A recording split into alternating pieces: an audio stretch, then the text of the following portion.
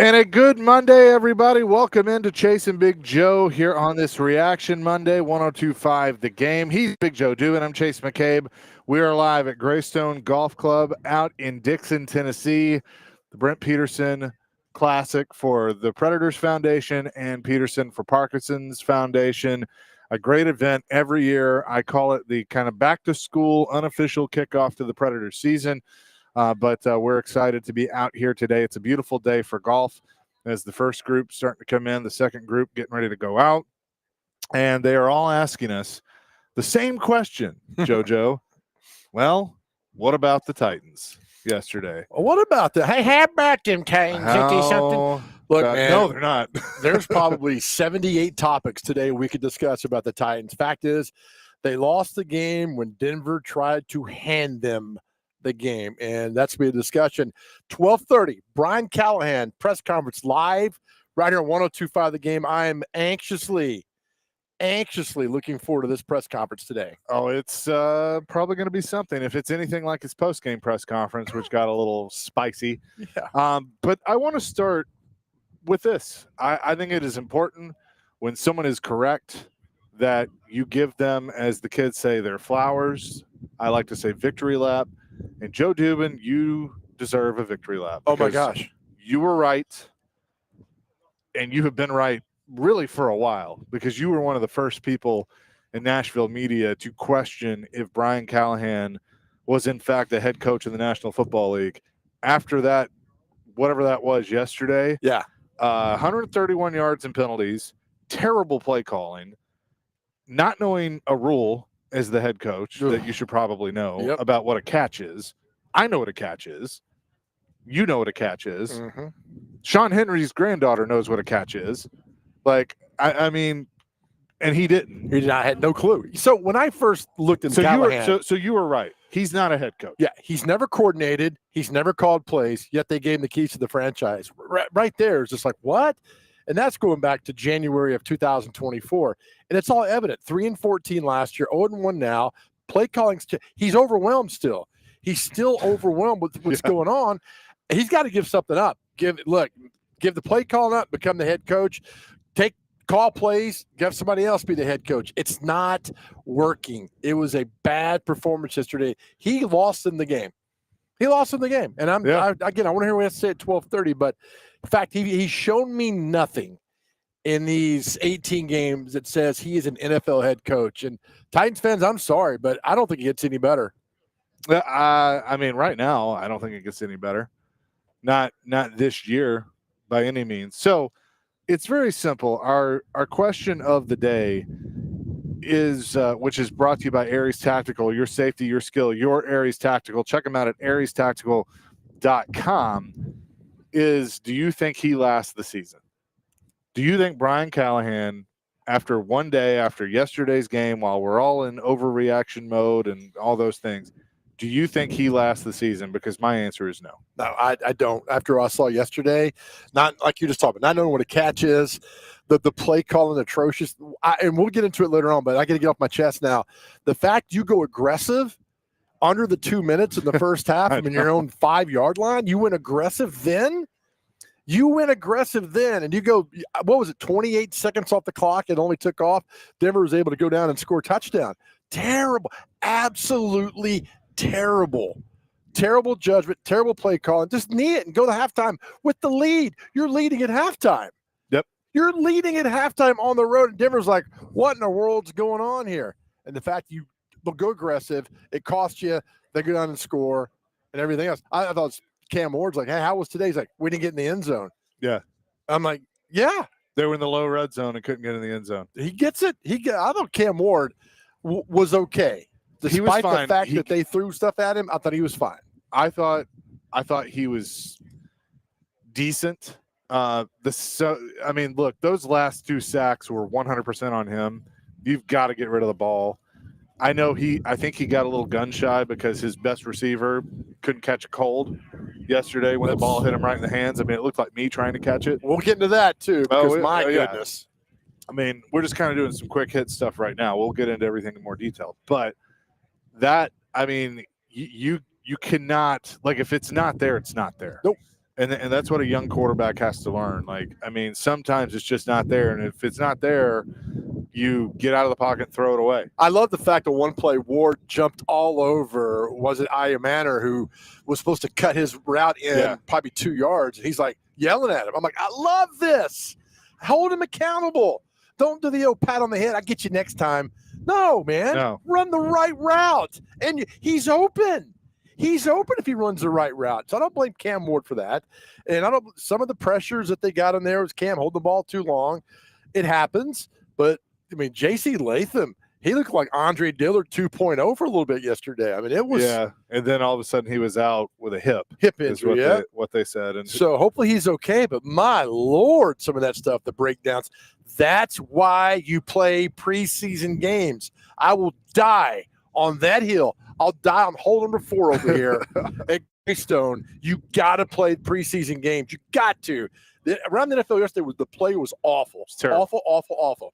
Titans were no exception. Broncos were no exception. But you see it. I mean, you see it. You see it in college. You see it in the pros now, because all these coaches are paranoid that somebody's going to blow a knee out in a preseason scrimmage or a preseason game, and so they just and they hold guys out. I mean, even some of these joint practices, like they were being careful with guys and hold them out because they didn't want them to get hurt. Chargers lost their left tackle. Right. They're all pro left tackle. I get it. And Harbaugh, they said, what do you think about that? He's like, it's football. Yeah. We will forge on and we'll play in his honor. And we'll go out. I was like, that's a great answer. Yeah. It's football. Things happen. And yesterday, the Titans should have come back. I'm not saying they should have won the game, but I'm telling you, they probably should have won the game. So here's how today is going to work. We want to hear from you. This is your day to vent with us, because we're going to do a lot of that as well. You can call, you can text 615-737-1025. That is our phone and text line, driven by WilsonCountyHyundai.com. You can tweet at us at 1025 the game. He's at Big Joe on the go. I'm at Chase on game. We got the YouTube chat going as well. So there are tons of ways to get a hold of us. We will try to get to everyone, but I can already look at the text line and tell you that everybody has stuff that they want to get off their chest when it comes to the Tennessee Titans. I'm not the kind of radio host that is always like, after one bad game, well, fire him. He needs to be fired. I mean, it takes me a while to get to that point. I walked away from yesterday going, okay, I can't even say he's a good play caller. Right. Like, because he called a terrible game. In fact, here was an exchange he had with Paul Kuharski at paulkuharski.com after the game yesterday when asked about play calling.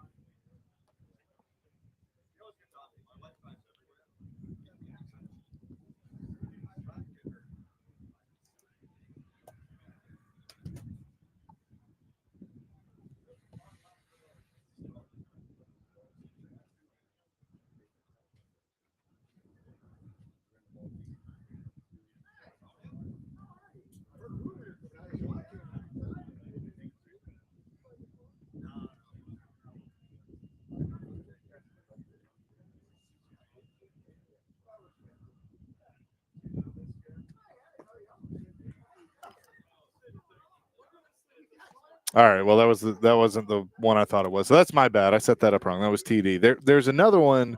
It may have been the very next question. Okay. But Paul kind of asked him, and then he gets snippy with Paul saying, well, did you see the plays? Did you know the plays we were calling and stuff? When you get snippy like that, that basically is you admitting, you're right. Yeah. But I'm not going to actually say you're right. We've seen it so many coaches, pro and college. Remember when Butch Jones went off on the media up in Knoxville about spreading rumors, things that are going on. You're like, oh, yeah, the seat is hotter than you want to admit, and it's hotter than you probably realize. And it was bad. The play on the goal line before the half was terrible. The fact they didn't give up a safety is a miracle. But why do you go? I don't know why you go aggressive then, Chase. Why then? Why not on your first and second drive? This is it. Uncle passing qualify as aggressive there. What did you see that showed you that throwing the ball sideways? Did you have the play calls, Paul? Did you see them? No. Okay. Well, what were you expecting? We had a couple aggressive play calls down the field, try to work across the field with some of the man coverage they were playing. So we just didn't hold up well enough in protection. They covered it pretty well. Yeah, dude, go to the locker room with the lead. Yep. Like I'm all about being aggressive, but you're backed up to your own goal line And you really haven't played all that well to this point. The only reason you're in the game is because they're letting you stay in the game. And I get the instinct to want to exploit that, but you're not there yet where you can execute that. Just go into the locker room with the lead and then try and be aggressive in the second half. How simple is you that? gave Right? them a touchdown. Pretty simple. You basically were like, you know what? Here, you guys score. We're just going to throw the ball down. And the defense had really played well. They were confusing Bo Nix. They were jumping the routes. I thought they were playing well. And Simmons was playing well. We'll get to him later on too as well for all that. So I thought they were keeping them in the game and keeping it competitive. And the Titans were slowly, what did Al Wilson tell us 2 weeks ago? In Mile High, you want to jump on quick as you can because the longer a team can stick around in that environment, they're on the same level as you are. And you're like, uh-oh. And the Bill Parcells method, keep hanging around. And the Titans were doing that well. And then Callahan put them in bad position, bad play calling that Denver capitalized on. And it's just an utter disaster for Bill Callahan, or for Brian, Bill too, Both for of them. Brian Callahan after yesterday's game in Denver. Just not good. 615-737-1025 is our phone and text line. A lot of you are fired up today. I mean, there are several. I would fire Brian Callahan today. It'd move on. They're not going to do that. I would love to know, Dr. Crane, can your crack research team look up if a coach has ever been fired after week 1 in the NFL? We're on it. I don't think they have, but I would love to know. I know a hockey coach that was fired after 3 games. Well, yeah, that's true. That's not out here today. No. Well, that's how we ended up here. That's right. Eventually. Yeah. In Peter Laviolette. But anyway, Reaction Monday is brought to you by Pella Windows and Doors of Nashville. We're going to be reacting all day. You will hear from Brian Callahan at the bottom of the hour when he has his press conference. Also, John McClain will join us at 2 o'clock to give his thoughts on the Titans and the rest of the sloppy NFL. But coming up next, every time I think we're taking a step forward with someone, he takes 15-yard step back. And that happened yesterday. Literally. We will discuss. Yeah, that was it. We'll discuss that coming up next. Chasing Big Joe, 102.5 The Game.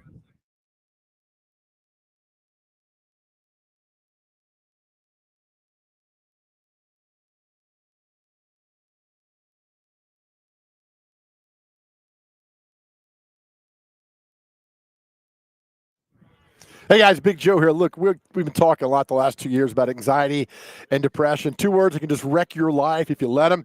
And man, most of us, we know this, lead lives of quiet desperation, but it does not have to be that way. That is why we are so honored to be partnering with Unity Psychiatric Care, based right here in Middle Tennessee, to get you back on track and living the life you deserve.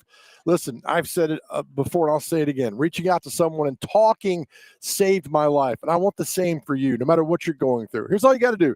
Just go to GameNashville.com and click on the Chase and Big Joe Show. There, you will see a link for Unity Psychiatric Care and start taking back your life. Or you can call 1-888-508-8002. Jot this down, 1-888-508-8002. Help is just around the corner. So take back your life. And please know, you do not have to go through any of this alone. Again, just go to GameNashville.com, click on the Chase and Big Joe Show, and let your great journey begin.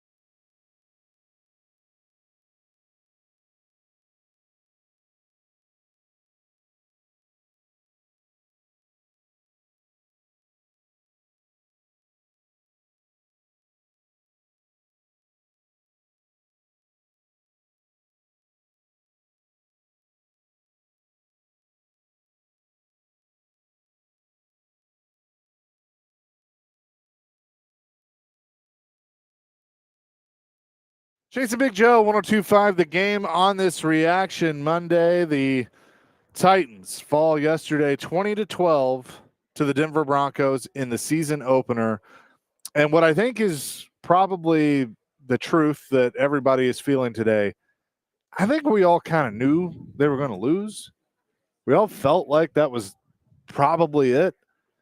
But you made a comment before we went on the air of, I almost wish they had lost 28-0. Yeah, right. Which is kind of what a lot of people expected, rather than they were in the entire game because Denver played like crap and wanted to hand it to them. Yes. And then they still find a way to lose. So it's like you have that little bit of hope of they might actually win this game. Yeah. And then they don't because of dumb stuff. And we're sitting here once again talking about a season opening loss. Yeah, a season that's 21, 22, 3, 4, 5 years in a row now that they've lost the opening game. And yeah, I mean, there was a little positive. The return game. I'm not a big special teams guy. I think, yeah, it could help a team win, but it's not a third of the game, right? It's not, because it's only 10, 12 plays at best. But when you got them, take advantage of them. I thought yesterday they were fine with all that. This new kicker, I mean, he was booning. I mean, that really good. So that's great. But you got to score touchdowns. You win games by scoring touchdowns. Now, I will agree that on the first drive, get the points. Yeah. Get the field goal, get the points, be confident, be positive about that, and then go from there. I thought that was good. It was a great opening drive. Caught Denver off balance a little bit, which was good. But again, some of the play calling and just being overwhelmed with the situation in the moment, not good. And I don't think it's going to get any better now. We have an 18-game sample size, and it's not good. 615-737-1025. 9013, tell Callahan to use AI. It can't hurt. Didn't we try that with Chad Brinker? Didn't he have some sort of AI model thing that he used? Nevada Josh, I think he lasts as long as Tyson does against Merriweather. Or Mayweather. Sorry. Cliff in Nashville. I think that's had to be all right. I think that's the drive where we almost got a safety and was forced to punt. Had to be the worst coaching I've seen from the Titans in a while. Yep. To watch the Titans the drive before run the ball at least 10 times and almost get to a touchdown when Tony Pollard fumbled. At least, yeah, that was wild to me. Cliff, I think, doing a little voice to text that I had to decipher there. Also, I'm going to give kudos to my teammate here, Chase McCabe, who had as many catches. Chase had as many catches yesterday as Tyler Lockett and Van Jefferson had. So well done, Chase. Yeah, thanks, man. Pretty good. Really worked hard for that. I mean, that's the other thing. I mean, we're going to bounce all over the place. Calvin Ridley, again, looked like me trying to catch the ball. Awful. You know, Iron Manner's a rookie, so okay, like first game, whatever. But Lockett dropped one. He was targeted maybe once. Yep. Van Jefferson, no targets, I believe. I don't know if he even played. He was there. I saw him on the field. Okay. I think he was doing some special teams. But Pollard, you can't fumble. I mean, he's usually pretty good about that. I mean, Derrick Henry fumbled last night. The thing is, the defense and special teams, in my mind, deserve to win. Okay. They played well. Like the defense forced 3 turnovers. Special teams had a turnover. You had a 71-yard kick return that set you up in great field position by Chim DK. The only problem was the guy that I wanted to praise the entire game, because if he's not on the field, the defense isn't getting the pressure that they were. That's Jeffrey Simmons. And once again, just and look, to his credit, he immediately was like, I was a dumb, you know what? I messed up. He owned it. He knows better. But how many times do we have to have Knows this conversation? And the other part is, I told you, I've watched that play 4 times. And you can see Cody Barton, it has momentum. Barton is running through, to Bo Nix. He's got Bo Nix. His momentum's carrying him. They're not calling that. Jeff's coming in to help finish the play, which by instinct is the right thing to do. But once you hear the whistle and once you see that Barton's got it, you got to let up. And you can kind of see him try to let up, but then he doesn't. Yeah, then he just sits and he plows through and pushes him, and they immediately throw the flag. And, on initial review or on the initial play, I texted you. I was like, man, that's a bad call. And then you see it again. I'm like, nope, that's the right call. Because we talked about Barton is the initial. He's the primary. It was done, whistle blown. You come over and you push the other guy another 5 to 7 yards. They're going to call that every single time. With the new rule in football, with new emphasis on that stuff, on the aggression, they're going to call it every time. You can't do that. The play was over with. Then you cost them 15 yards and go down the field. So dumb plays, as our buddy Mike Vrabel would say, don't do blank to hurt the team. And that hurt the team yesterday. And it was just, I mean, he was playing so well to that moment. He was disrupting things. It was really good, I mean, I don't want to say defensive MVP, but he was a very, very important cog in that machine because he was making plays happen. I mean, Tavondre Sweat, I thought played well, but Simmons was making stuff happen, and then he just had that dumb play. You're off the field. Who knows what happens at that point? You're off the field. I mean, we saw it the other day at MTSU that it was going to be like 3rd and 32 or 4th and 32 or whatever it was, and the same thing kind of happened. And it's just like you can't do dumb things to hurt the team, and he did, and he knew it. But the problem is now the theme has become when he does it, he admits it and he owns up to it, but it's like it still happens. Yeah, Barton and Gray, inside backers, had 17 tackles yesterday. Barton with 9. Cedric Gray had 8 tackles, which is great. But if you give me a game ball on defense, and, there's a few here and there, I'm giving it to Tavondre Sweat. In that moment, when he blew up that 4th down play, in that moment with the game on the line, Broncos get that, game's over. Yeah. You don't have the chance to go down and do that. Tavondre Sweat played football. What does that mean, Joe? He went back to junior high school when it's the low man drill and it's, you do the goal line drill. Tavondre Sweat was fantastic on that play. I mean, it was fantastic what he did. And it gave the Titans a shot to go down and tie the game. And Callahan's play calling and Cam Ward's inefficiency and experience led to that. That's why I wanted to see Cam Ward play into the second half in situations. You cannot emulate those situations in practice every day. You can't do it, and it's done and it's over with. Now I just got to move on. 3337 says, is it better or worse that our coach lost at the game and not the quarterback? And it sucks for the defense and special teams who played. Yes, absolutely. Here's the deal. Yeah, the head coach cannot be the problem. If the head coach is the problem or a part of the problem, that's a big problem. It is. You can work with a quarterback, you can try and continue to improve offensive line. You can do that stuff. If the coach is the one causing some of this stuff, that is a major problem. Yep. 615-737-1025. Let's roll through some calls real quick before we get to Brian Callahan. Doug wants to weigh in on the Titans. Doug, what you got? Hey, good midday to you fellas.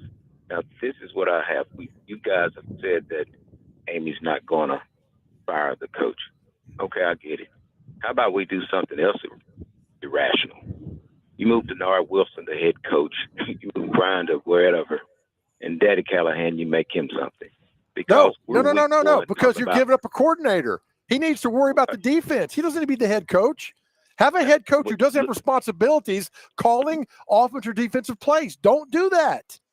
I feel you, but look what she's not going to do. She's not going to fire him. We know that. She's not going to fire him. Okay, so not again, yet. I blame every coach for that series of bad calls where everybody on the field has a job. I get it. But you're telling me no one said, dude, what are you doing? That's junior high coaching malpractice. Correct. Week 1, talking about coaching calls on week 1 where you've had all summer to script plays. That's what we're talking about. You are correct. My hope was to see the game in its entirety without Fox saying we'll go to a next scheduled game already in progress because it's out of hand. So I got to see a full game. That was my only hope, is to see a full game where they didn't peel off because it was getting boat raced. Instead, I saw coaching malpractice with a 9-year-old saying, they're going to call timeout. I mean, they're going to run the ball, aren't they? I said, yeah. Yep. Doug, got to run on that. Fellas. Yep. Appreciate you. Thanks for the call. Appreciate it. Matt, I got about 30 seconds. What you got? All right, Big Joe, you kind of stole my thunder here. I'm going to agree. An NFL head coach does not be calling offensive plays in today's environment. I mean, that's pretty obvious, right? Yes. Yeah, I mean, no, you're right. But don't come at me with Sean Payton and Andy Reid because they've had experience for many, many, many years, and they were coordinators before. They were coordinators before. Yep. For sure. All right, we're going to step away. We'll come back with Brian Callahan's press conference here on Chasing Big Joe, 102.5 The Game.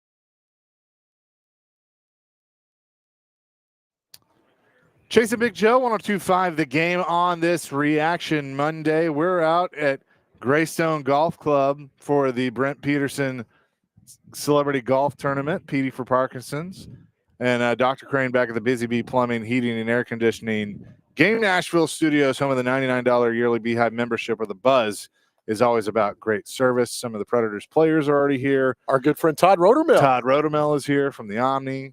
Yes. Saw Bob Cole from the Predators. He's here today. So Brooks Bratton in the house as well. We're just calling everybody out. So real quick, over under how long this press conference Brian Callahan lasts? 9.5 minutes. Oh, I was going to say 9. God dang it. Yeah, all I right. always do the half. Okay. So we're waiting on him to start the press conference. Can I just say this too? Because we're just in like complain about Brian Callahan mode today. Can he ever be on time? No, probably not. I mean, like he and said, that's a Titan like, way. They're like never I on mean, like time. he says, they say 12:30, and he's not on. But you're late for a meeting. Right. I mean, you the quarterback takes an hour and a half sometimes to get up. I don't know. just sound of silence, though, man. Yeah. That is your thing. That is your thing. A couple of other texts while we wait, and Dr. Crane, you just let me know when he walks up there. 3251. I think Tony Pollard did pretty good yesterday. The fumble we really needed, but for the most part, I think he did okay. But they keep running through the middle like that. He won't last with his size. Good point. But he's lasted already with that size. But yeah, let him keep on going. Yeah, I mean, and the offensive line was just not great. They were okay, but like pass protect, really, they got tired. And when Latham went out, why'd they get tired for? I wonder. Because they don't play in the preseason. Yeah. Well, the center and the right guard didn't play in the preseason. The right guard was good. By the way, they're Lion fans out there because the Lions offensive line played so bad yesterday. Oh yeah, they're like trade for Zeitler, bring him back. I mean, there's a lot of them doing that. 1262 says Bones saved 3 points after long kickoff. Callie went right to the playbook and wanted to run a play. His mindset was a coordinator at that time and not as a head coach. He's never been a coordinator. Yeah. He's never been a coordinator. Get that through y'all's head. He's never called plays before he got to Nashville. And he ain't Andy Reid. He's not Mike Holmgren. He's not Sean Payton. He's not Terry Crisp. Wish he was. He was. I wish he was too. Then they'd probably win a few more games. Hey, Crispy, if he's so good in the locker room, leave him in the locker room, right? It's one of the best lines ever. He's a great locker room guy. Well, if so, leave him in the locker room. Oh man, that's great. Again, and look, you all are fired up today, which I like. Here we go. I was waiting for this. I was waiting for the first one, and we got it. Michael and Madison, go get John Gruden. Complete culture changer that this team desperately needs. I'm 100% behind. I'm gonna tell you something. I'm 100% behind that. I think he's still a good coach. I think he messed up, and I think he's paid for it. And I think he deserves another chance. There is no chance in hell Adam Strunk will ever do it. No, and he loves Cam Ward. Yep. He loves Cam Ward. And look, the Raider thing was a disaster. I get that. But now, once you've been out trying to get back in, the gratitude is there. You're grateful for that experience. You're moving into a new stadium. I'd bring Gruden in a heartbeat, 100%. I love it. Teresa Walker put out there the picture of the podium waiting for Brian Callahan, and we have questions. Oh, the media, I bet we get some good questions today.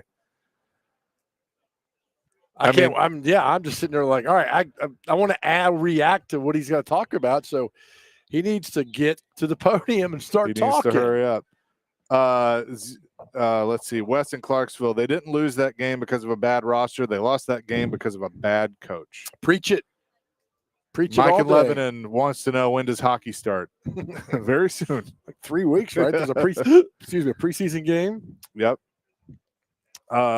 Justin and Greenbrier, I would have been much happier in my ignorance to never know that the Titans thought hard about firing Callahan and didn't do it. Now that I know that they were going to, it makes me even more frustrated at the sheer incompetence on and off the field. Way to go, Titans, on another loss. That's a great text because it truly is incompetence. Yep. And now you are 3-15 as a head coach, and you rebuilt some of that roster. Somebody had a great point. Sent me a text last night and said, "Hey, was it Will Levis or was it Callahan?" And I'm like, it's still Will Levis. I think it's still Will Levis too. But I was thinking about that last night as well. Of did we maybe put a little too much on him? And now we're seeing, I mean, here's the other thing that I saw yesterday. Did Cam Ward make some rookie mistakes? Of course he did. Held onto the ball a little too long. It's got to slow down for him. All that was very, very true. But I'm like, I mean, you give this guy a competent coordinator and quarterback coach that can develop him. Yeah. Like he might have something. Again, Again, he's got 3 different people in his head: a head coach, play caller, the offensive coordinator who does nothing. He does not call a single play. Then you got the quarterback coach who's trying to get all information to Cam because he's there on the field with him. Your head coach, play caller, can't come talk to you because he's the head coach. He's got to pretend like he knows what's going on in defense, which he doesn't. There's just a lot of chaos here. Have a dedicated guy for him that's your play caller / coordinator. Be a lot easier. 9777 goes, whoa. The roster sucks too, but yesterday Brian cost us the game. That's a fair point. The roster's still not quite there. But yesterday was the head coach. Yesterday, like the defense that we were all worried about, defense played a good game. Defense had them in position to win the game. Special teams, it's amazing what happens when you get a competent special teams coordinator, which, I mean, who deserves credit for that? I don't think Brian Callahan deserves credit for that. I mean, maybe he does. I don't know. But it's still a lot left to see. I don't know. I'm not a big special teams guy. You know that. So, yeah, but it's an important part of the game, Joe. It is, but don't tell me it's a third of the game because it's not a third of the game. Well, it's not a third of the game. But it's a part of it. Right. Anything can be better than what we've seen the last couple of years. I will give you that. And that's 100%. It's improved since it was last year. But the fact is, you still got a coach, coordinator, doesn't know what he's doing, what he's calling, game awareness situation. It's tough, man. It's not good. I don't see it getting any better. I really don't. No. And today, I mean, I think most people don't see it getting better. Corey says Cam's got guys there. I mean, look, yes, there are some, and if I had to guess, Calvin Ridley is going to turn things around and catch the ball. But can I give you a quick hot take? Yes.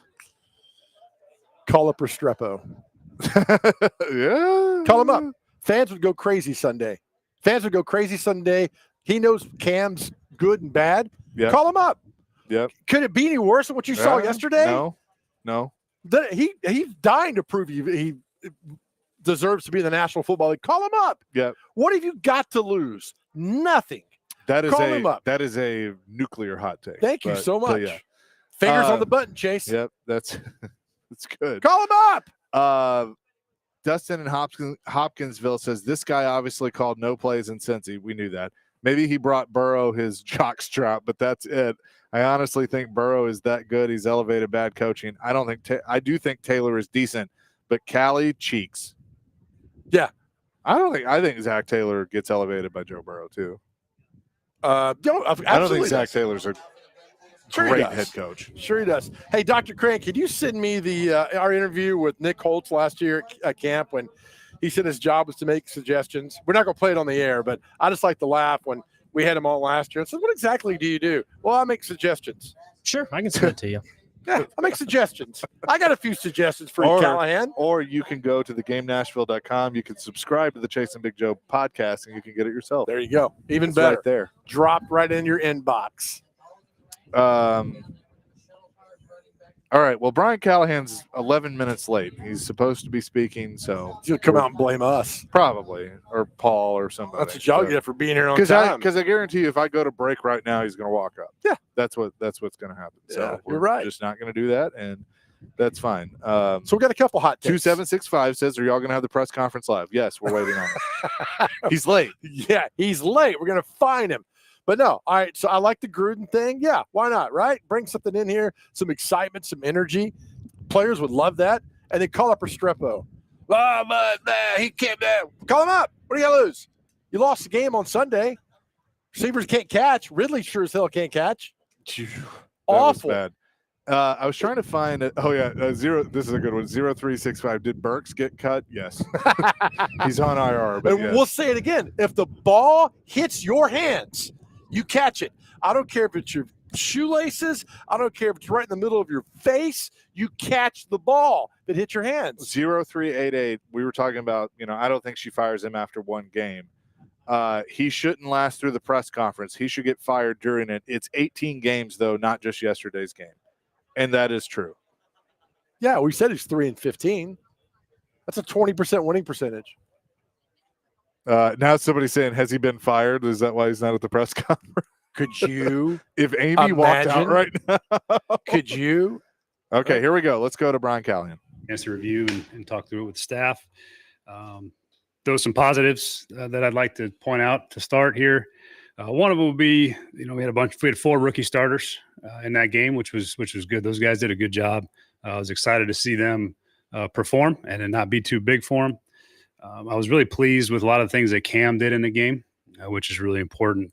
He operated well. He managed the game.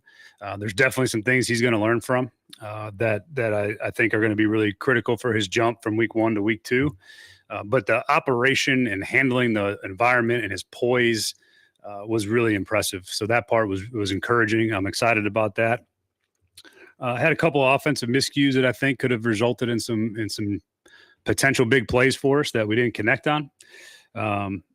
We got to clean those things up. I think we had some opportunities to be smarter with the ball when it came to the sacks and things of that nature in the fringe areas. I got to do a better job there. We'll get that fixed. I had 4 takeaways on defense, or 3 on defense and 1 on special teams, which led the NFL this week. So that emphasis was good to see to come out of that with some production on the ball, which was great. Got to do a better job complementing those things offensively and finding ways to get 7 points out of those instead of 3. And then one of them we didn't get any out of. So we got to find a better rhythm offensively to complement those particular ones. Situationally, we have to be better. I have to be better. There was definitely things that we got to improve on there. Some of the third downs, we spent most of the day in 3rd and 7+, 3rd and 10+ against that defense. And that was one of the key parts to our ability to win, was to stay on track in those moments. And we didn't do a good enough job of that offensively overall. Tough environment on the road against a good football team. I thought our guys battled. I think we played with great effort. But you win by doing the small things. And I think ultimately we didn't do enough of those things over the course of the game, particularly when it came to the penalties. Those were a couple of them inexcusable. We can't have them if we want to win football games in this league. And it wasn't that part we got to get cleaned up for sure. And we'll be better there. And again, I know you guys are all here for the conversation about the play with Ellick and challenging the play and what I said after the game. And look, ultimately, my interpretation of the rule was wrong. I'll own it. We should have challenged the play, and that's pretty much all I can say about it. Is I'll own the mistake. Should have challenged it, and that's where it stands. So other than that, you guys can go ahead. With that being said, obviously there are other people who may have been able to tell you, "Hey, go ahead and challenge that." What happened there? That process and how those things get relayed, I'll keep those in house. But I'm the head coach of the football team, and my job is to make those decisions. And I didn't do a good enough job in that moment. I should have challenged it, and it probably would have resulted in a potential explosive play. So should have challenged the play. But your interpretation of it being incorrect, the interpretation of Rob in your ear is also incorrect. He's there to correct you or counsel you, and he's also not getting it right in the moment, correct? Again, I should have challenged the play, and the communication and how those things happened are all part of the process that we got to do a better job of overall. But I'm in charge of that, and I didn't do a good enough job there. So again, I should have challenged the play. Do you talk to players about that, and what do you want them to take from that? Yeah, I think what they should take from is the same thing I asked from them too, is to take accountability for a mistake or for a play that they didn't make or needed to make or didn't do right, and make it right. And I think that's my job as a head coach, and I'll make it right. You touched on Cam. What were some of the things that you liked about him most, and some of the things he's got to do better at moving forward? Yeah, the things that I liked about him most was just the poise in the environment as a rookie in his first start against that defense. And he was under some duress, and I thought he did a good job protecting the football. He managed the protections. He managed some difficult third downs. Would have liked to see us help him a little more around him. We dropped, I think, 4 or 5 passes that would have helped us a lot. Would have made the day feel a little bit different, I think, had we connected on a few of those. His ability to manage the protection game was really impressive for a young player. I thought that was really encouraging. And then he never got rattled at any point, even though it wasn't certainly our best performance offensively. His ability to continue to battle and stand in there was impressive. And I think we're going to be a lot better for it. There's a lot of things situationally for him, those fringe areas. Him and I, both from a play caller and a quarterback, got to do a better job of making sure we put ourselves in a better position and not get knocked out of those. We did twice, I think, get knocked out of some range there that we got to do a better job. So it was a good learning experience for me with Cam and a real thing, calm plays for him in a live environment. But all the things that came out of it, I'm really encouraged by and excited about. Being a head coach in the NFL play's been and around not for a long knowing time, and Hold on. Go ahead, John. Start over. yeah, on the Iron Manor play, I mean, that rule has been in effect for a long time. I guess in retrospect, are you surprised yourself that you didn't know the correct interpretation of that rule? Yeah, I think I got a little more clarity on it now at this point. At the end of the day, those things happen really fast. And you're starting to get ready for the next play call, and you're waiting on information from what the look looks like. And look, I misspoke on it after the game, and I'll own that. I'm aware of the rules. I understand the rules. Just, again, a mistake that I made that I gotta correct, just like I'd ask our players to. So you say that you misspoke yesterday, but at that time you knew that one elbow equaled 2 feet. Say that one more time. So yesterday when you misspoke on the rule, you did know at that point that one elbow equals 2 feet. At that moment, Yes. yeah, I think at the end of the game, I was worried about a lot of the things that went wrong in the game, and the heat of the moment, the frustration of it after the game in the press conference, I think is, again, I misspoke. I'm well aware of the rule. I understand how it works. And the way that I articulated afterwards was incorrect. And, I understand the rules of this game pretty well. Brian, the sequence right before half, you've got a rookie quarterback on the road in the opener. Hindsight, maybe smarter to just take and try and get out of there and take that lead into the halftime and not let the Denver have a chance at the ball again? Sure. There's every game has plays as a play caller that you want back. There's always situations that you think about, you could have called this instead of this, or that play instead of the other one. And those things happen often. That's every play caller, I think, around the league. And I'm no different. And so there was a moment there that on 1st and 10, took an aggressive throw, tried to get one down the field to Alec running across the field. We gave up a pressure. And then I tried to throw essentially a screen that would keep the clock running and have the ball in bounds. And we didn't execute that very well. And then the third down, certainly could have run the ball in the third down there. Was hoping to keep the clock running on that second down play. And then again, in the third down play, could have had a better selection. Certainly. On that screen, it kind of looked like 3 guys weren't, like they thought they were blocking, or what were those guys doing over there? Who was supposed to be facing the quarterback? One of them was supposed to be facing the quarterback, and 2 were supposed to be blocking. Was there confusion there on knowing who was doing what? Yeah. Brian, you said yesterday that part of that sequence was you wanted to be aggressive. Yep. And that moment, was the aggression because you thought you could score from the 7-yard line in a minute, or was it because you thought you really needed to get a first down with one play, otherwise they'd get the ball? That was the intent, was that I knew they were going to be in man coverage. We called a play that was designed to go beat man coverage. We had Alec across the field, and I was trying to see if I could took one shot at a place that I felt pretty good about what we were going to get. And I liked the play call in the moment. And we had a shot to hit it, and it would have been a pretty good explosive game that maybe would have gave us one more chance to see if we could get into field goal range, with 1 or 2 more plays, and with timeouts in our pocket as well. So, yeah, I mean, it didn't work. So yeah, certainly in hindsight, you get criticized for it, and that's fair. So, yeah, that's all I can really add to that. I think about the 2 sacks after the muffed punt yesterday. You said you needed to see him. Yeah. Did Cam have places to go that were safe on those 2 plays? Yeah, there was. Those, we got beat pretty quick. It's also, I'm not going to put that all on Cam. I think the pressure was happening fast, and the ball on both those plays could have definitely had quicker answers. Certainly. The first one would have been tough. The outlet there in that particular throw would have been to Tony, and Tony got stuck trying to get out. That ball's got to go to the back. And then the third down play, it's hard to say that that's on Cam. That pressure came pretty quickly. We were in a spot where, generally speaking, was expecting some potential heavy pressure on that fringe area to see if they could try to knock us out and or have us force the ball out quick. So we called them max protection. They didn't bring the pressure, and we didn't get the execution, the protection, in that moment as good as we would have liked. So those things, again, when they don't work and those things happen, it's the criticisms are all fair.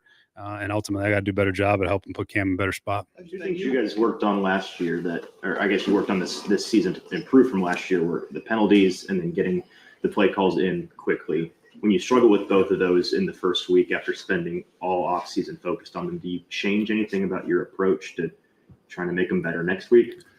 I think the penalty part, that part was frustrating, certainly, to have that amount and some of the types of penalties.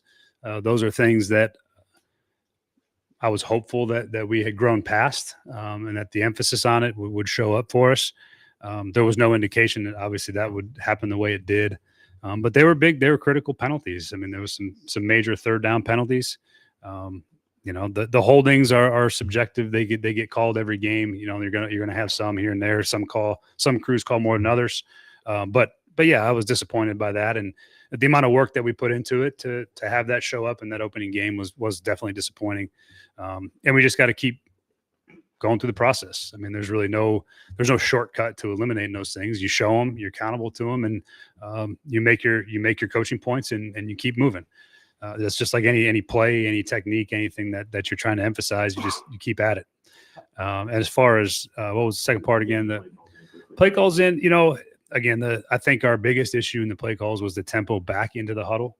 I think that we're getting back a little bit later. We weren't good enough tempo wise in that regard. We'll emphasize that. That'll be better. Loud, trying to get in and out of the huddle. Didn't give Cam enough time a few times to operate. And I think that's me as a play caller, and that's our tempo in the huddle, into the huddle, and out of it as well. So definitely something we got to get fixed for the next road game. Let's take a couple more, guys. Can you explain the necessity of the pitch count with L'Jarius, and what exactly is the benefit of saving him at this point in the year when the game's counting out? It's not really about saving him per se. It's about the loading coming off an injury and very limited practice time. And when you've practiced for a really short amount of time, we track all the GPS volumes and all the work that he's gotten in. And, he had worked up to a particular volume that we felt comfortable where you're not pushing past that strain. And there was a cap put on that. And look, it's frustrating. It's a frustrating thing for guys when they get ready to go play in a game. That's not easy for them to do. That's not something that is usually very smooth at the end of the day. Because once they get in that mode to go play, they want to play. But organizationally, from a health standpoint, over the course of time, over the course of 17 games, you put yourself at risk when you just go in there to a game and you play 65 plays. The risk of injury, especially soft tissue, goes way up. And that was part of the thought process in that was that, we're going to build the load back up because he hadn't had a lot of practice time in between. So would have loved to see him play more, certainly. And I think he's going to keep building into that ability to play for an entire game with the limited work he's had up until this point. Will he be able to do that as early as next week, do you think, or will it take maybe another week? We're going to see. We're going to see how practice goes. We'll increase his load in practice again this week. He'll go more. He'll practice with more reps and more volume, and we'll see what that looks like by the end of the week, and we'll make a determination for the game. And that's a collective determination is made between all of us, training room, Mike, myself, and we try to do what's best for the player for the long term at the end of the day. Times that guys early, at least, didn't seem to know where they needed to be alignment wise. Cam was looking behind him, pointing guys around.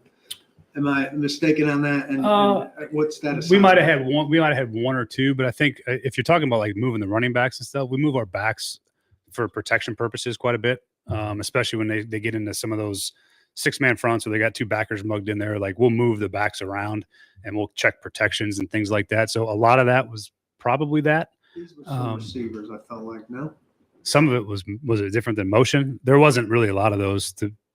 From my point of view. Frankly, maybe like I said, one or two.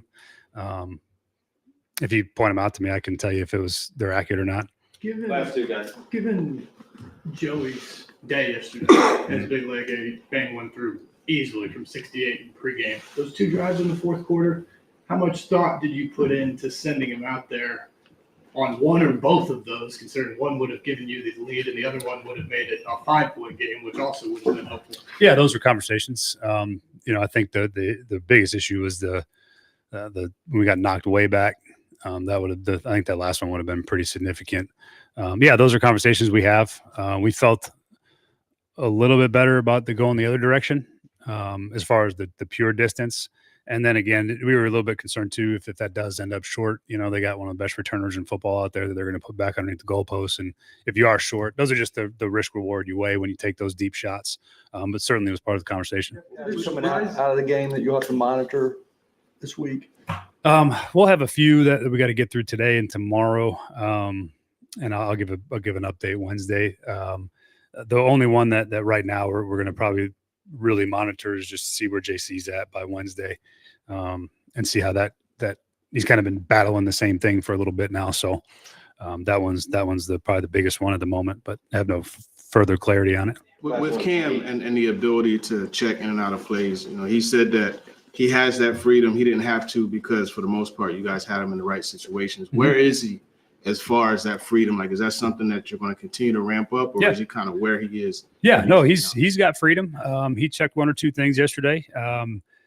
When you give the quarterback that freedom, there's an understanding too that when you check plays at quarterback, it's not necessarily always trying to check for the big one. The check is generally to try to keep you out of bad plays. And that's something that he's learning. He's got a mentality of like, I want to go try to score.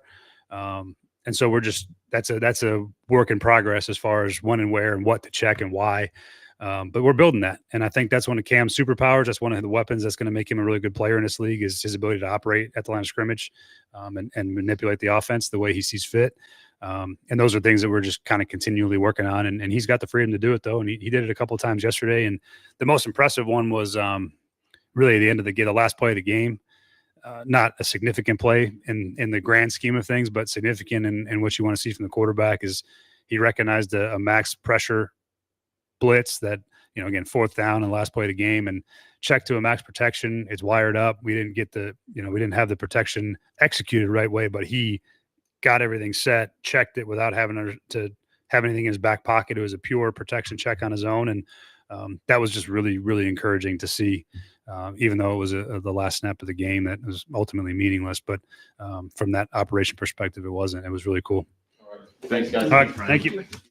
There you go. That is Brian Callahan's Monday press conference. We will step away and come back and react to that. You can react to that as well. 615-737-1025. Lot to react to. Chasing Big Joe, 1025 The Game.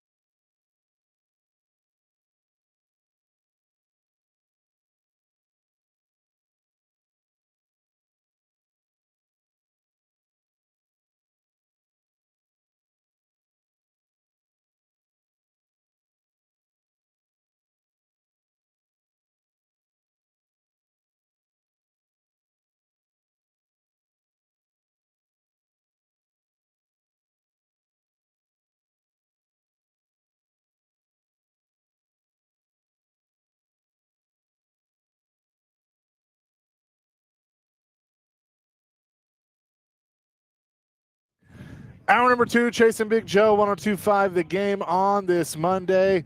We're out at Greystone Golf Club. It is the Predators' unofficial start to the season, the Brent Peterson Classic Golf Tournament, benefiting the Preds Foundation and Peterson for Parkinson's. Always a great event. You just heard Brian Callahan speak. Your reaction, 615-737-1025. He basically did an opening statement. Then he said, I know the big reason that a lot of you are here is the challenge on the Io Manor play. He said at the beginning that he misinterpreted the rule, that basically he was wrong. And then later on, he kept being asked about it. He said he misspoke after. And it's like, okay, which one is it? Did you know the rule or not? Basically, he didn't know the rule. Yeah, and then he got, of course, just a little snippy at Paul, which was, yeah, you knew he was not good right then with what the rule was. But he came out and talked about it and said he made a mistake. And I miss, there's somebody talking to him from the box. Right. Well, Tehran asked that question. We're going to play the whole sequence in just a second, but just want to react a little bit. This was Robbie Stanley's tweet. I think this is perfect. So Callahan opened up the press conference talking about his interpretation of the rule being wrong. Now he's talking about how he misspoke and is well aware of the rule. So which one is it? Good point. I'll go with his emotion yesterday after the game. He did not know what was going on there. Yeah, he didn't know the rule. And look, it's not okay. I'm not gonna give you a pass because you're the head coach. You need to know what a catch is. There's some rules that maybe you have a guy to interpret and know that more than you. But you're the head football coach. I think you should know what a catch is. Yeah, I agree. And again, I think he's overwhelmed with that job of head coach / play caller. I mean, he is overwhelmed with that. It was not going to be a good fit. It's not been a good fit. And I don't know where they go from here. Does he give up play calling duties? He said he doesn't want to. So we'll get the same thing happening next Sunday where he gets overwhelmed yet again. He was asked about all the penalties. He said it's disappointing that we put all that work in and those were still a thing yesterday. We're just going to have to continue the process. Your process ain't working, bud. He had 131 yards of penalties yesterday. Yeah, 131 yards. Also, he's like, all too often we were in third downs of 7, 8, 9, plus 10. You know why? Because your play calling sucks. That's why you're in the 3rd and 7 and 3rd and 8. Just nonsense. He didn't bring up the part about being aggressive around the goal line. He talked about that was yesterday when he got he talked about it more today too. I mean, nothing was off the table. He was asked about that stuff, and I didn't like his. They had 131 yards of penalties. Their total yards were 133. Yeah. Let that sink in for a second. But they had a chance to win the game. That's the frustrating part. They moved the ball well. And you take away, if Ridley would have caught some of those passes, which hit him in the hands, and you're paying him $92 million to catch passes, and he's afraid to go over the middle. I'm going to say it right now. He's afraid to go over then why are you playing? Why are you out there? Hell, you think Restrepo's afraid to go over the middle? I don't think so. But Ridley with. You know how I know? Because Ridley showed me yesterday. He showed me he's afraid to catch the pass in tough areas. He showed all of us that. It's embarrassing. My goodness, should give his game check back. That's embarrassing yesterday. Weston Herman has said yesterday, I have been fighting for him to stay. Now I'm not sure if he knows how to hold a clipboard. That was an awful outing. Yeah. Yeah. I would agree with that. Gover says he's using "I was wrong" and "I misspoke" as a synonym. They're not synonyms. But he thinks they are. Gover with the drop and the serious knowledge I like on us. that, actually. Yeah. He's not wrong. 615-737-1025 is our phone and text line, driven by WilsonCountyHyundai.com if you want to react. All right. Here was the entire, in case you're just tuning in or you missed the whole press conference, this was the exchange moments ago about the interpretation or what have you of what a catch is. And it wasn't that part we got to get cleaned up for sure, and we'll be better there.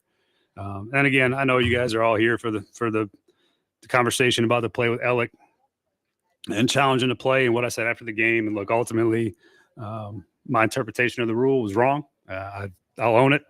We should have challenged the play, and And that's pretty much all I can say about it is I'll own a mistake, should have challenged it, and that's where it stands. So other than that, you guys can go ahead. With that being said, obviously there are other people who may have been able to tell you, hey, go ahead and challenge that. What happened there? That process and how those things get relayed, I'll keep those in house.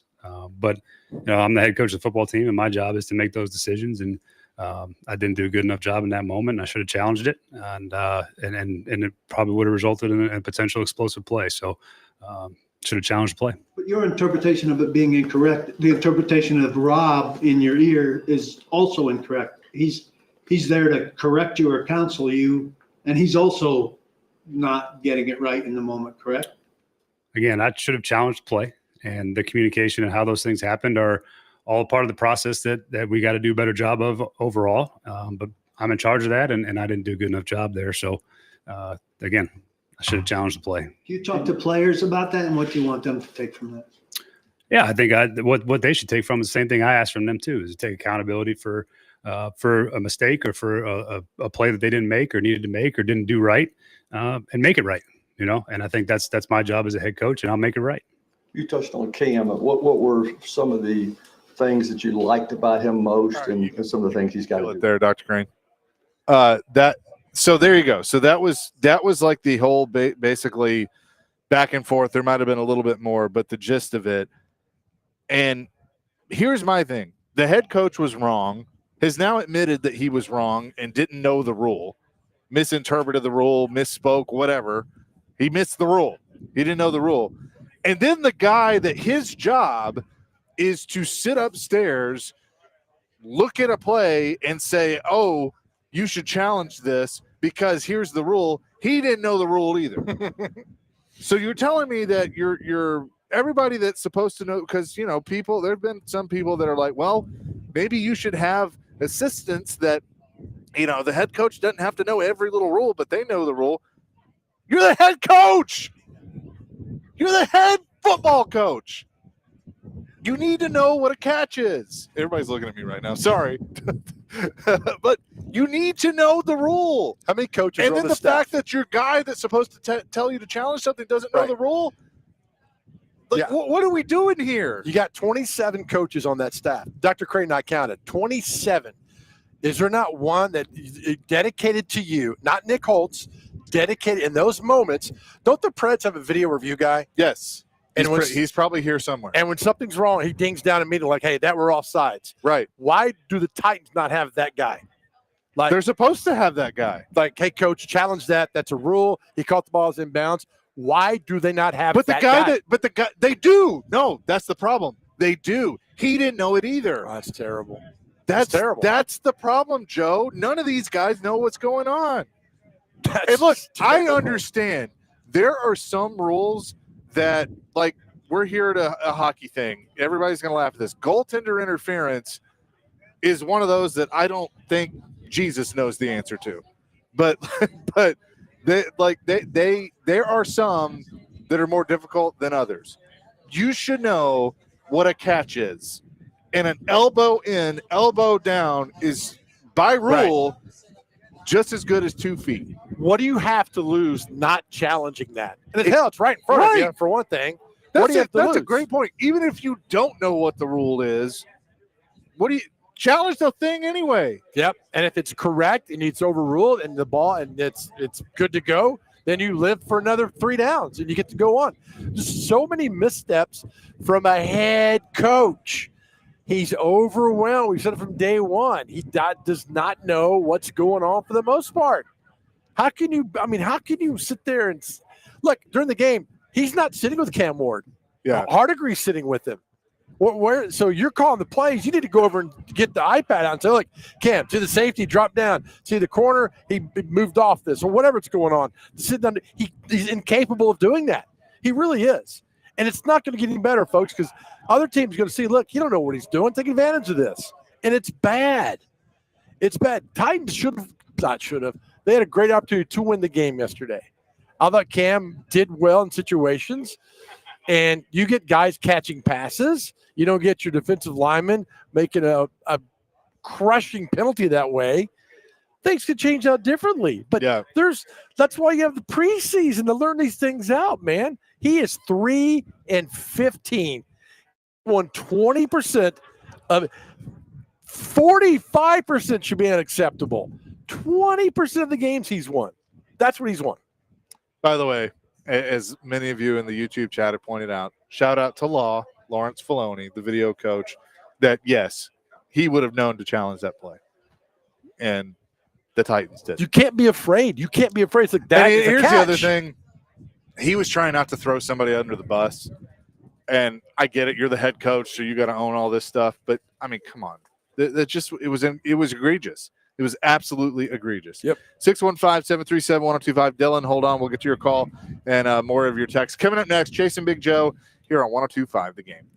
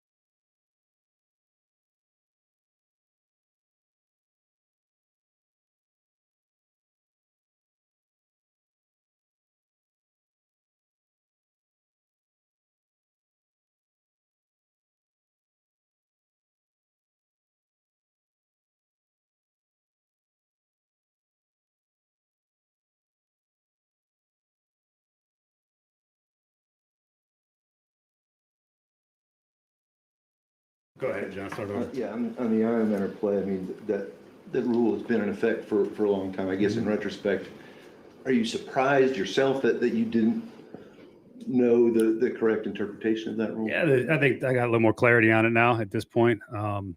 At the end of the day, those things happen really fast. And you're starting to get ready for the next play call, and you're waiting on information from what the look looks like. And look, I misspoke on it after the game, and I'll own that. I'm aware of the rules. I understand the rules. Just, again, a mistake that I made that I gotta correct, just like I'd ask our players to. There you go, Brian Callahan, Chasing Big Joe, 102.5 The Game here on this Reaction Monday. We're out at Greystone Golf Club. Brent Peterson is here. Good to see Brent for his golf tournament this afternoon. So he knew the rule, but didn't know the rule. Now he knows the rule because he knew the rule before. I'm thoroughly confused. There's a word I want to say, but I can't say it because we're on the radio and all these people are Handsome? here. He didn't know crap. That's the problem. But insert another word that would make it better. That's another misspoke. He doesn't know. He doesn't know. He doesn't know. I'm thoroughly confused now. What else does he not know that's going to happen in a game? I like the prime example. Call proper plays and prime example. Being a head coach and a coordinator, he's waiting to see what's going on, trying to figure out the next play, what the Broncos going to bring out there. I mean, again, you have to be an incredible multitasker to do that. Enough about me. We got phone calls. We do. Real quick, Byron on our text line says, just a tiny fact check. 3 of 15 would be 20%. He's 3 and 15, which is worse. Giving him too much credit, Big Joe. We never claimed no math. Well, he's 3 of 18, right? So 3 of 15. So is he less than 20%? Yeah, I mean, he's coached 18 games. He's won 3. So he's 3 and 15. Right. So is that 20%? God, I'm so stupid. Or is that less than 20%? Yeah. Look, I'm not helping you. We have talked about me and math. There's a reason that I do this for a living. Thank you for that text. Let's go to the phones. Dylan in Antioch, you're going to lead us off. Hey, what's up, guys? Nice seeing you at Twin Peaks yesterday. Thanks for coming by. Yeah, definitely. So what kills me here, we're still in the same spot. We really don't know whether he knew the rule or not, the way he answered that. And I don't know if you saw, there's a video going around Twitter. You can see the sidelines. Amari Hooker jumping around, pointing at his own elbow right there on the sideline. So, like, he knew the rule. He's a defensive player, jumping around going nuts, pointing at his elbow to challenge the play. And this whole thing where Callahan's saying, we're going to keep that in-house. Don't give me this crap where you're going to hide behind this NFL veil of secrecy about who knew what. It's total BS. And the way he answered that, did he know it? Did he just learn it? We still don't know. And we really don't have any freaking closure about it. So it's frustrating, guys. But thank you for taking my call. Thanks, Dylan. Yeah, look, I share the frustration.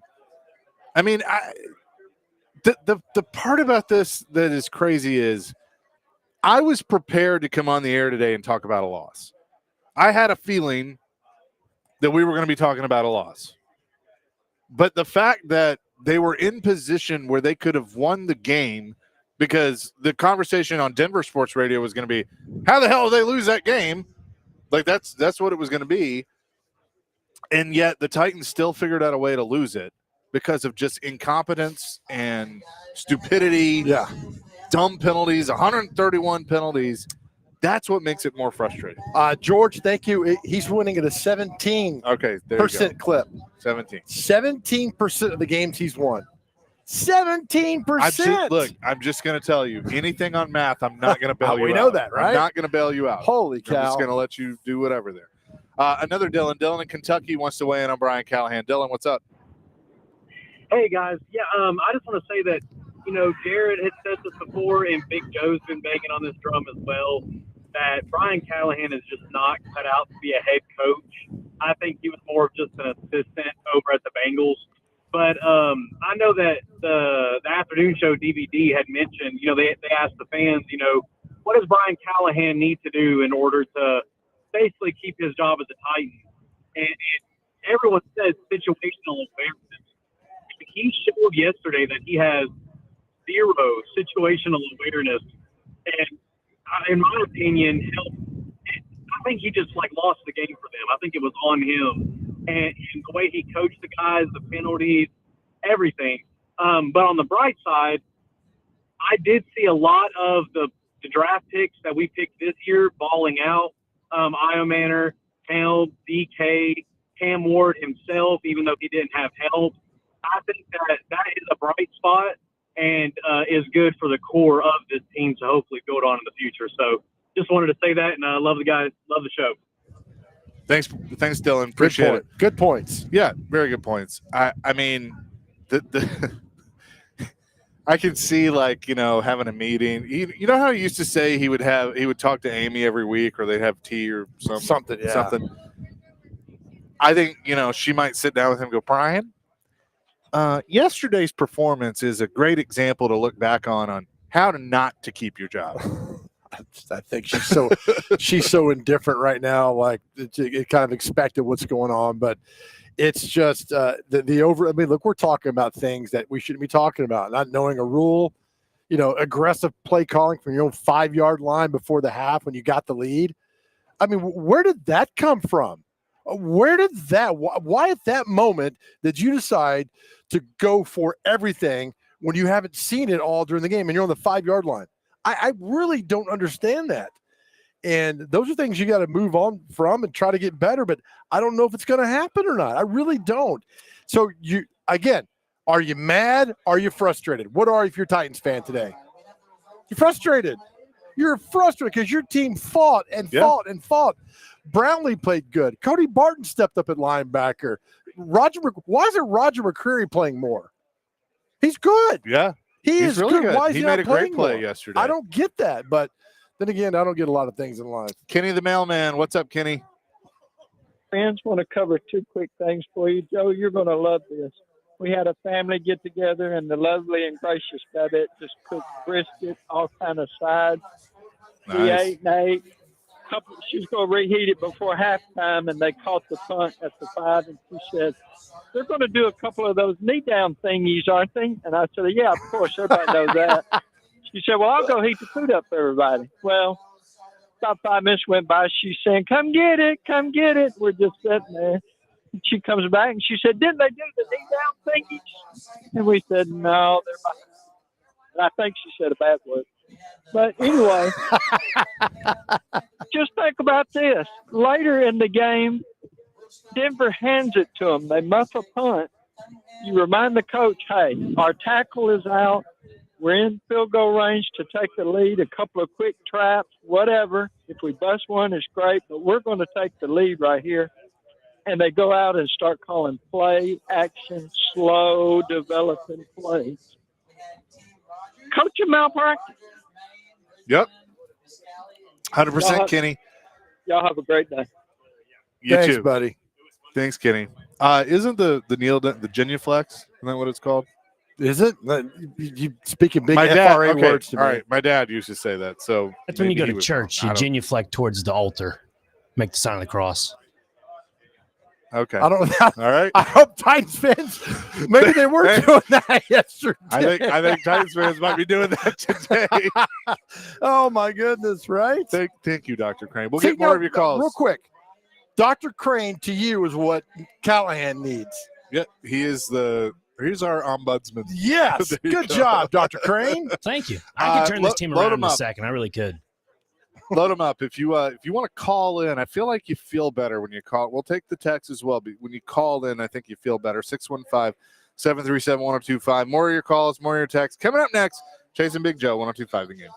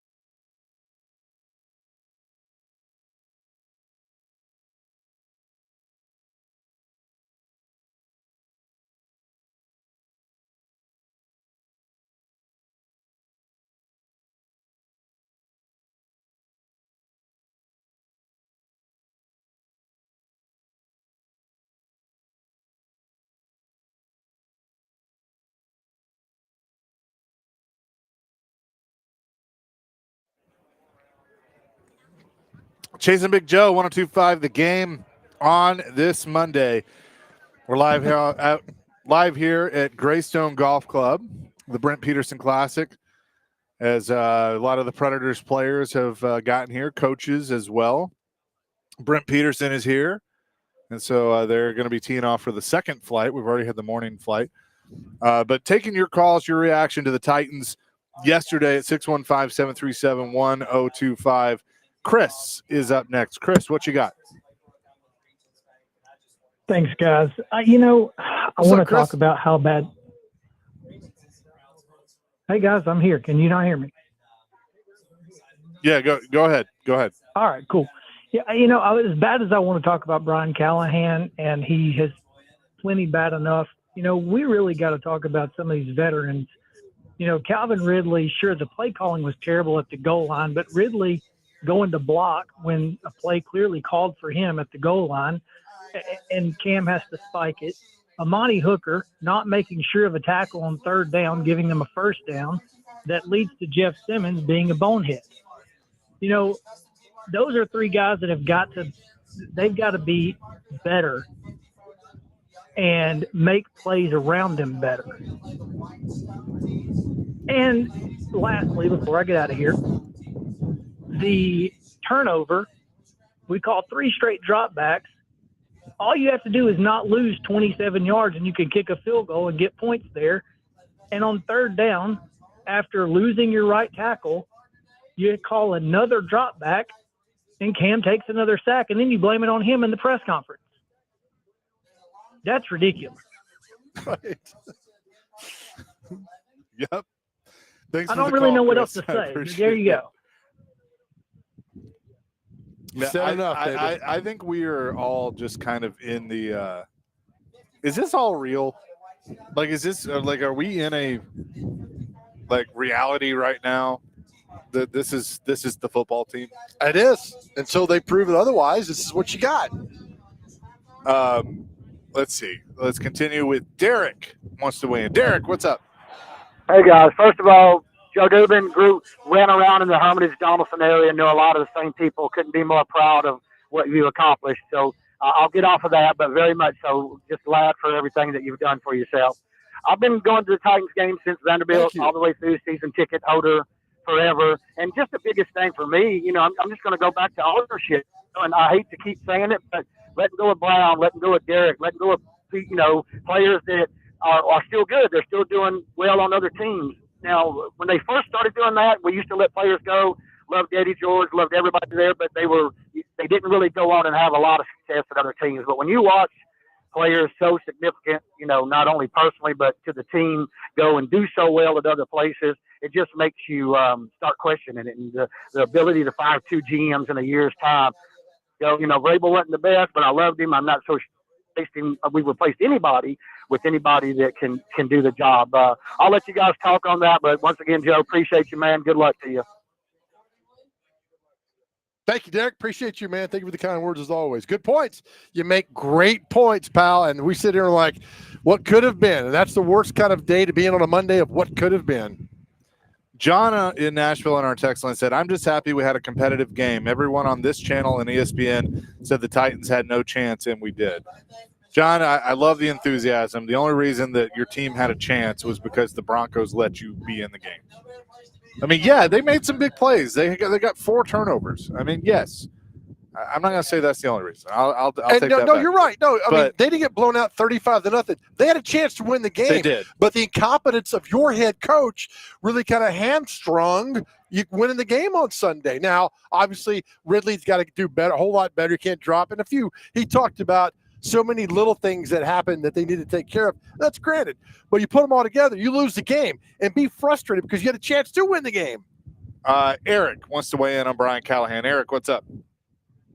That's my thing. And Joe, I'm still going to defend him. I'm not happy with Callahan. And let's say I was to agree with you and let's fire him.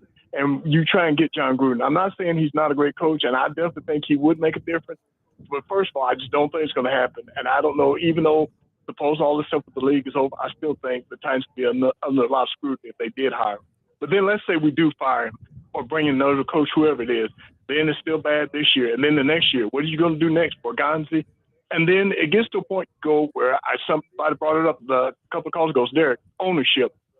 It's eventually going to get to a point where if you keep doing this, people are going to say, well, it's time Amy Armstrong failed the team because we're not doing anything good. Because that's the one thing that's coming out of the day. She's the owner.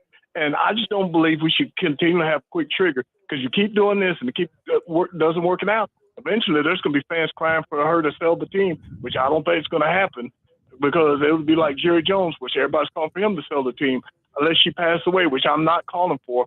But it just gets to that point where if you continually fire, people are going to start questioning the ownership.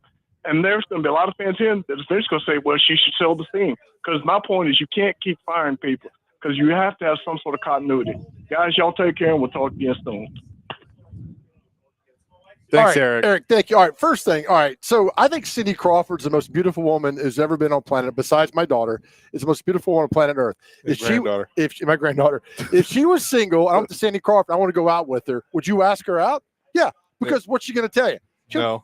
She'll tell you no if you don't ask. Right. So I'm going to say yes.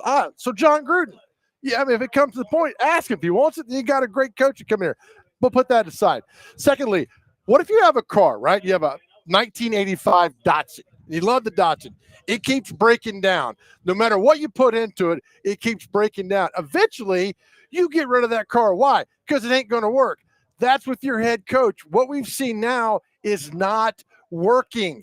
Do you think it's going to flip a switch and work the Sunday? Probably not. But you got to go and figure that out. That's why it's not working. These are grown people. I hate seeing anybody get fired. But if you're going to move your team forward, you're not going anywhere and you're going backwards, it happens. It happens every day in professional sports. These are the former head coaches that would be available, at least right now, if the Titans were to go that route. Guys that have experience besides John Gruden. John Gruden is one of them. Mike McCarthy, Cliff Kingsbury, who I think is now with the Commanders as the OC. Chiefs defensive coordinator Steve Spagnuolo, former head coach. Pass. 49ers defensive coordinator and former Jets coach Robert Saleh. Mm-hmm. And the Vikings defensive coordinator for former Dolphins head coach Brian Flores. I don't mind those at all. I'm getting Nick Barrett sent me a text and says if Callahan did get fired, who's the interim coach?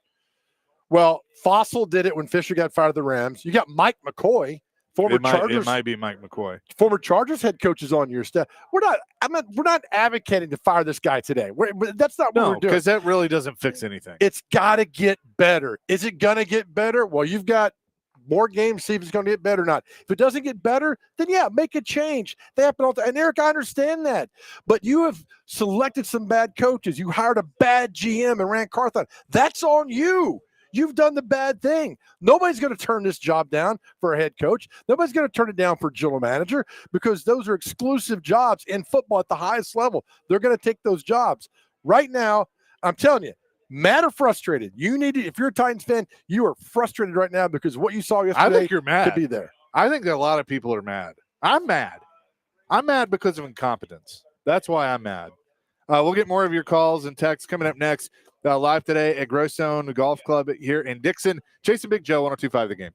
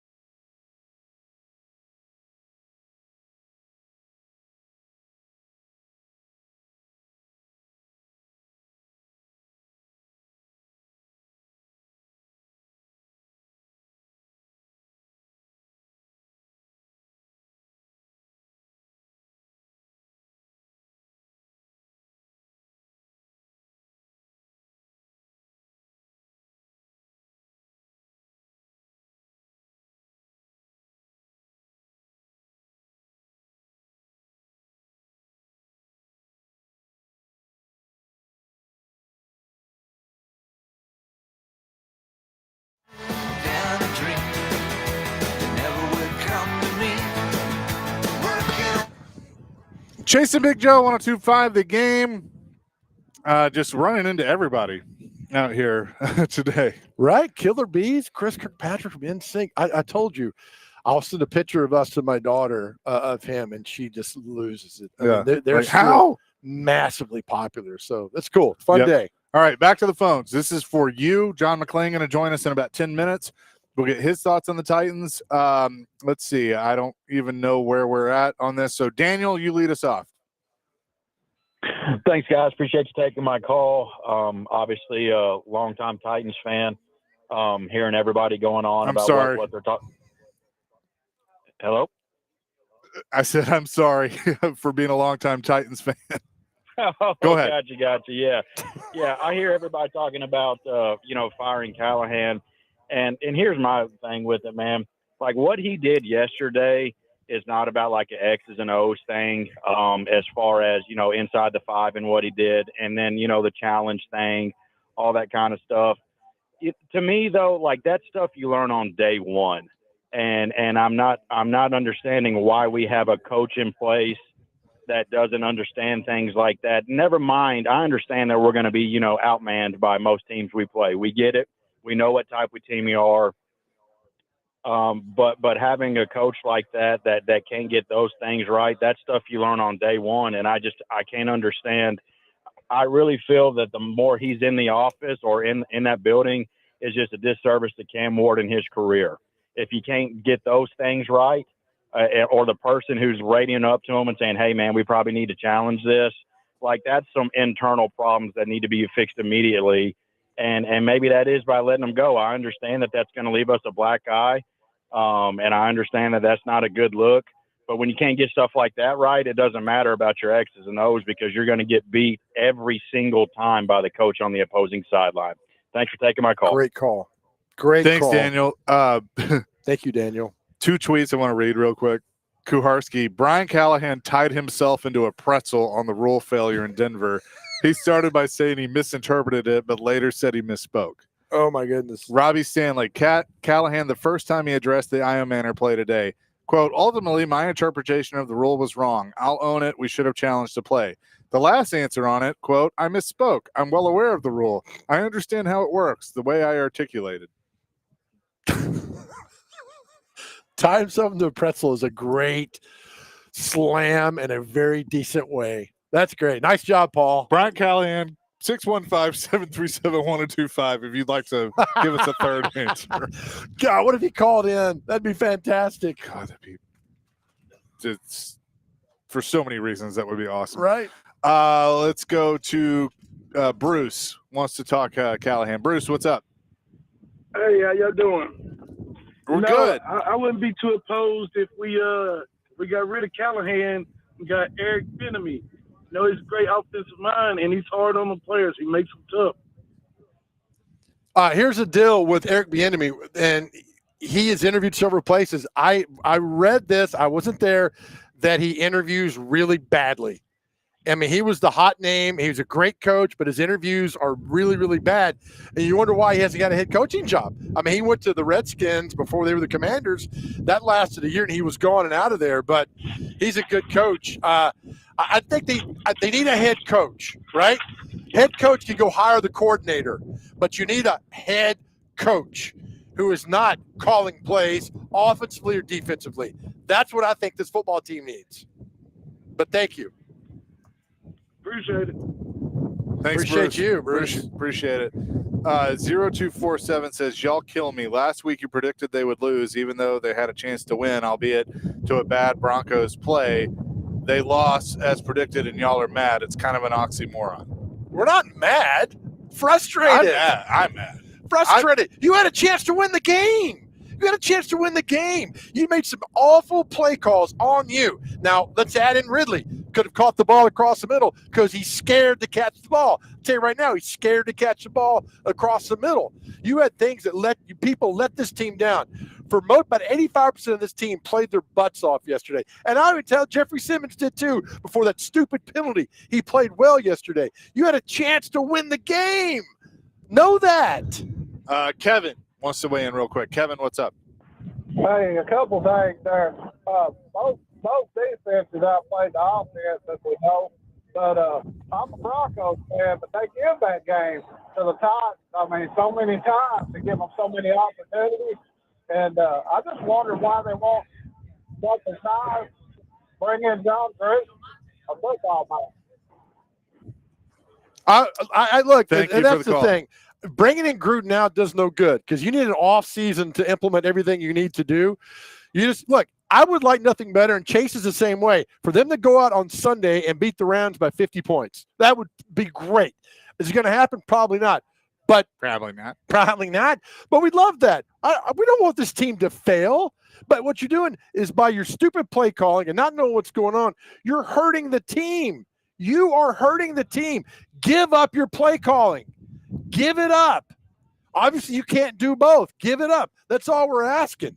But yeah, you don't bring in that new regime in the middle of the season. If something happens, you'll promote within internally and deal with it after the season. That's what you do.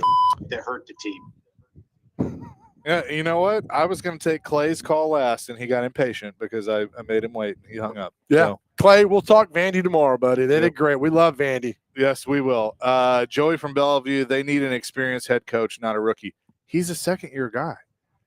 I could okay. Here's where I will give him just a little bit.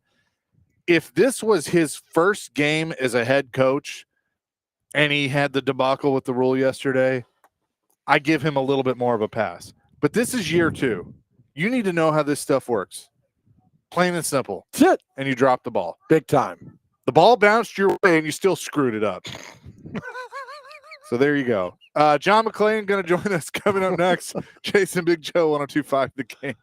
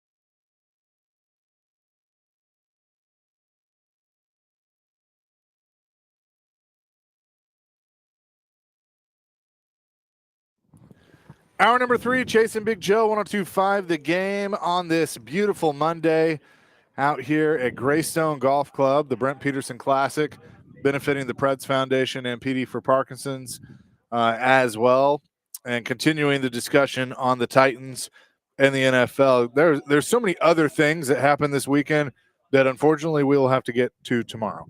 But the Titans have taken center stage, and we say hello now to John McClain, presented by Maple Street Biscuits. Wake up to wow. We talked to you on Friday, John, and we were feeling a little optimistic, and then yesterday not feeling so good. But let me start with this. Do you know what a catch is in the NFL? Like if an elbow is down inbounds, do you know what that means? Of course I do. It's a foot. Thank you. Could you, if you want to relay that to Brian Callahan, that would really be helpful, because apparently that was confusing. Can you, like, I mean, I get, there are some rules that are hard to interpret on the fly. That one to me was pretty straightforward, and he missed an opportunity to challenge a play that they were going to win the challenge on. Well, first of all, if you're an offensive coach and a play caller, you have to know the rules. If you don't, you have to have somebody in the press box who tells you immediately, challenge that because. And if that person was up there telling him that and he didn't do it, that's preposterous. I don't know what their setup is, but every team I know has an expert that they've hired up in the box who tells the coach what to do. Now, the coach doesn't have to do it, of course, but most of them listen to that person, and that person will know the rules. Yep, and he talked about that earlier and said, he'd keep that process in-house, which I kind of took that as, all right, well, maybe somebody else messed up, and, you're trying not to throw them under the bus. But either way, there was a breakdown in the system, and a second-year head coach missed a complete opportunity to win a challenge. That said, the crazy part about that game yesterday, John, was the Titans had 4 turnovers, got 4 turnovers, were very much in the game because I think Denver was just trying to hand it to him, and yet still figured out a way to lose. That's why so many of Titans fans are frustrated today. Denver did everything it could to lose that game. And Bo Nix didn't play well. Titans defense played well. And the offense with Cam Ward, you're going to expect growing pains, but you don't expect strategical and rules issues with your head coach. And, the Titans played on the road against a playoff team, just like the Texans played on the road against a playoff team. And everybody's so excited. In Indianapolis and Jacksonville, they played dogs at home, and they did what they should do. But the fact is, both the Texans and the Titans had chances to win, couldn't take advantage of it. Who's the most at fault? Well, the Texans are, of course, because they're defending division champion. We're talking to John McClain on the Chase and Big Joe show. John, the team you just saw, the Rams, roll into Nashville on Sunday to take on the Titans. What did you see from the Rams that could kind of confuse the Titans, and what did you see from the Rams that Titans might be able to take advantage of? They have a great defensive line, as we all knew. They played the run pretty well, although Nick Chubb averaged 4.6 yards a carry. The Texans totally shut down their running game at the expense of the coverage. They wanted to test Matthew Stafford to see how he threw the ball. And they got to him in the first half, and he did not play well. And then he came out in the second half. I believe he was like 13 of 15 they scored 2 touchdowns. You score only 2 touchdowns. Texans could have won that game, but they didn't. I know it's shocking to everybody, but the Texans had problems protecting C.J. Stroud. And the Rams took advantage of that and abused their offensive line, their pass protectors. So they're going to get after Cam Ward with a 4-man rush, and they're going to drop everybody, and they're going to play that strategy until the Titans prove they can move the ball. And if Stafford plays the way he played in the second half for the entire game, it could be a blowout. John, you talk about them coming here on Sunday and things they can and cannot do that way. Titans had 4 rookie starters yesterday against Denver, which, they've drafted well, I think, this last year of putting guys in there. Sunday, how big is a home game and getting back on track is it for this team? Because Cam Ward did not look bad, did not look superhero, looked kind of average for a rookie. What does he need to do Sunday, John? Or what would you have Cam Ward do on Sunday to kind of get that confidence and flowing? Well, they're going to get pressure on him, just like they got pressure on C.J. Stroud. They didn't do it with a lot of tricks. They mainly just had him up there beating the Texans' offensive lineman off the ball. Stroud was sacked 3 times, averaged 12 yards a sack. The last one was clearly his fault when he didn't step up in the pocket. I would think that they got to try to establish a running game. Texans ran well straight up the middle. Not outside, but straight up the middle.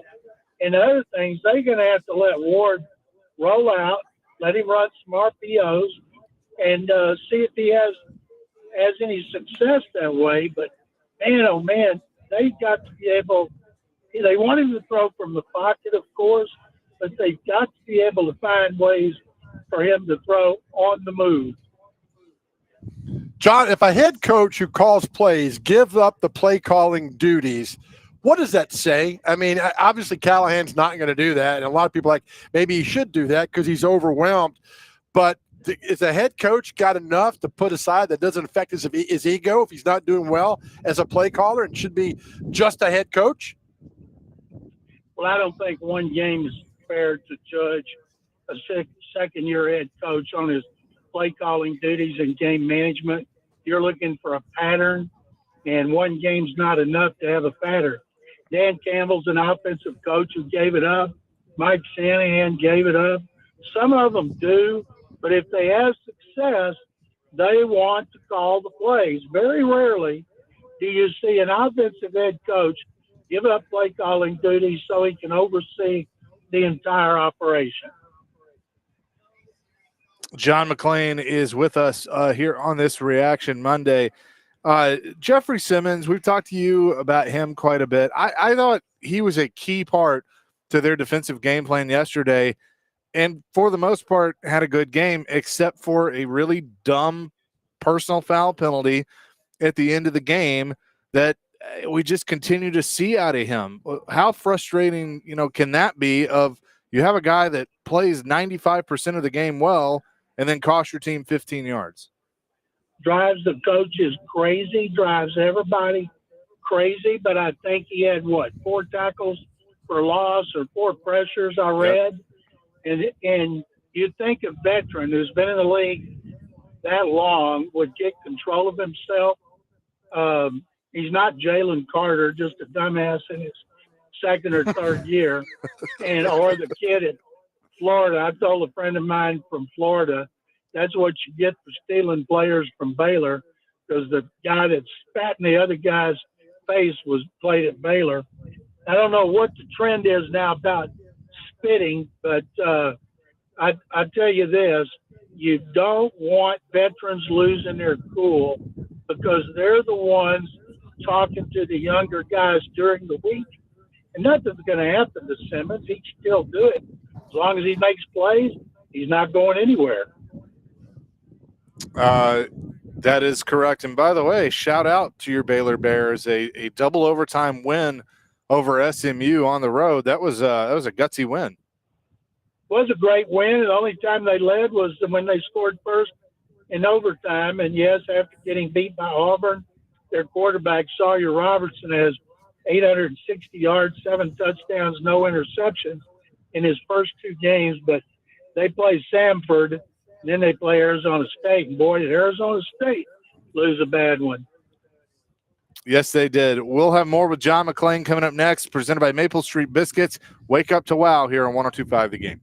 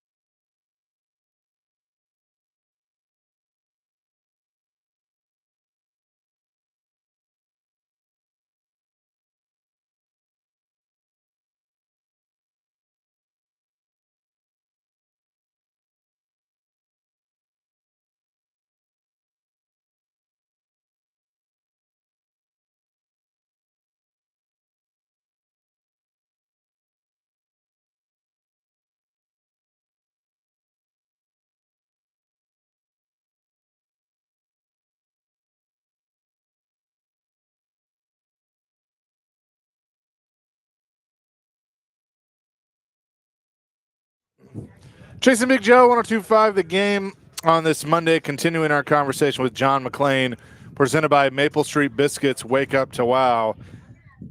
John, how good are the Colts? Oh, he's not back yet. Oh, okay, gotcha. All right, well, we'll get What's him. his name? Calvin Ridley. We'll get him back on. Calvin really has more drops than my cricket phone. That's good. Thank you. I'm here all day. Keep at least going. till 3. Killer Bees was just here. He So was. maybe he can use some of your Save material. up. Save up your catches because you're going to need them when you drop them during the game. Save up. Save up. And Chris Kirkpatrick from NSYNC's here. Yep. Or Brian Callahan. Bye.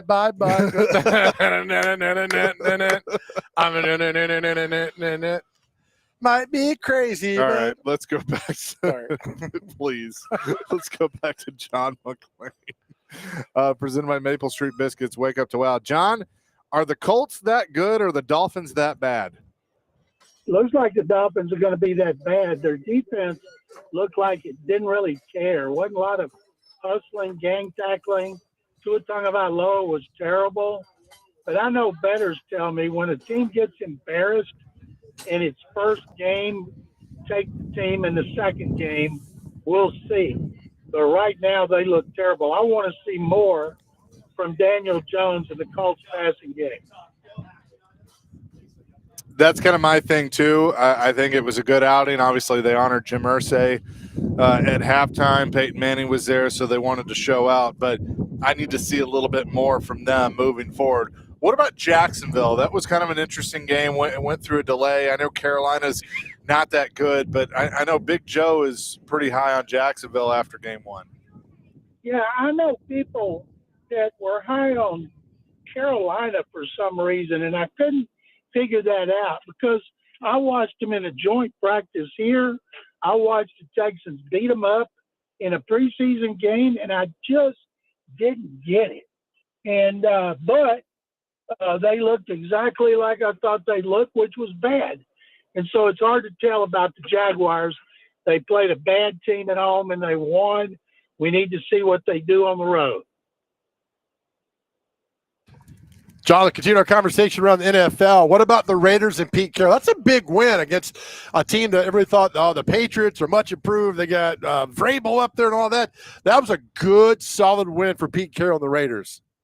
Joe, that was a huge win for them. When you're a new coach, even you're a veteran coach, you want to win that first game because it shows your players and your coaches who are not with you before that what you're preaching can work. And it gets them more enthusiastic when they come back to practice and meetings. And I'm happy for Pete Carroll. I've always liked him. You know, you don't associate him with losers.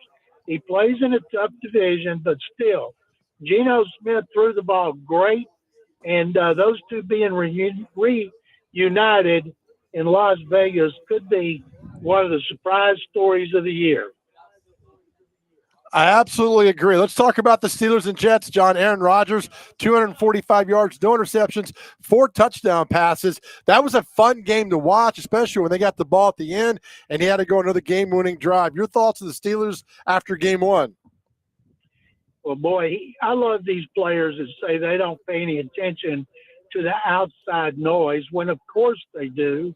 And he admitted it when he said afterward he's glad to beat anybody in the Jets organization. He said it was great because there's people there who think I still can't play. That would be Coach Aaron Glenn. Aaron Rodgers was bitter because he had to fly across the country on his dime, as he called it, just for Aaron Glenn to tell him they're moving in a different direction. I think the Jets can feel good because Justin Fields played very well. And I tell you what Rodgers did was what he did near the end of last season. It's looked like he's fully recovered from the Achilles rupture that he had repaired early in the previous season. And I look for him to keep it up. You know, he doesn't move around as well as he used to, but he moves around well enough.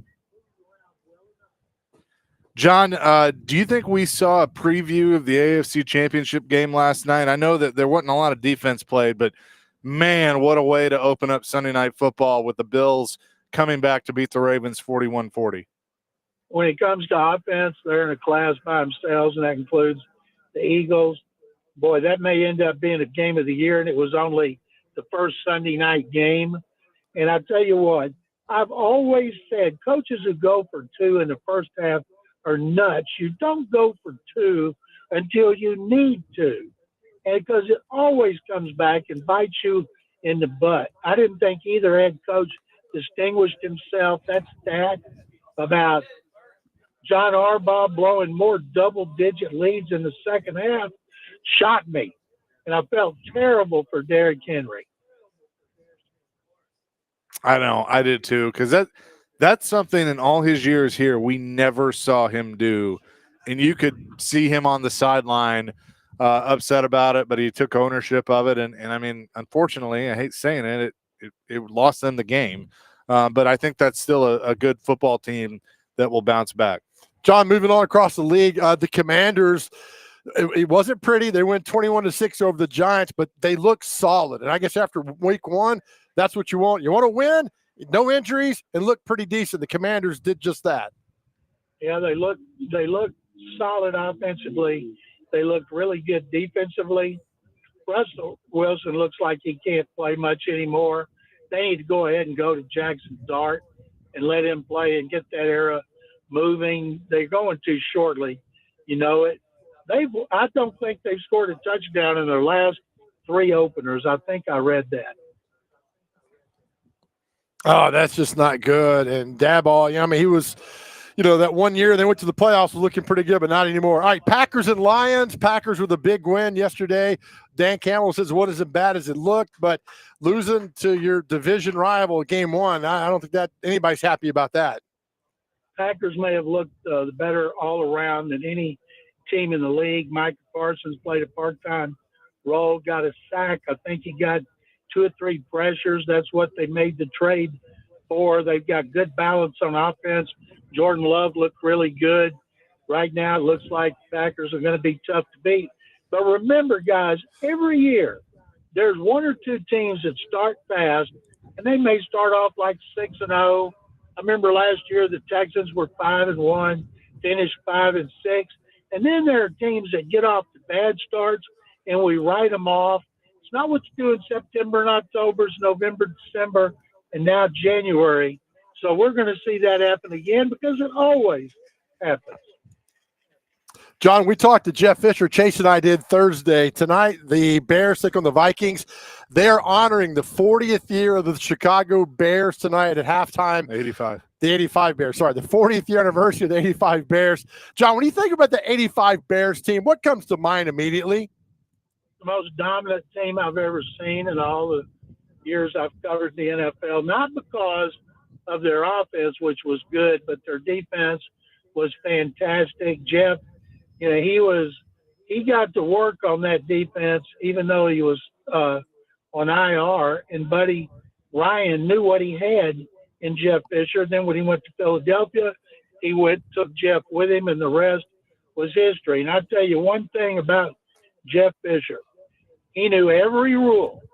He never missed something because he didn't know a rule. Yep, that is very true. John, week 1's in the books, or almost. We got one more game tonight, as Joe mentioned, but thanks for doing this. We'll talk to you next week. Guys, thank you very much as always. John McClain joining us every Monday at 2:30 or at 2 o'clock, presented by Maple Street Biscuits. Wake up to wow. We're going to have something a little special coming up next. We have, I think, the biggest Pittsburgh Steelers fan is going to join us. He's excited. He's yelling. Yeah, he's going to come over here, and he says the Steelers are in sync already. Oh, I see what you did. Right? Oh, I don't boo the guy. I'm just telling you what I'm hearing. We'll do that. Coming up next, Chasing Big Joe, 102.5 The Game.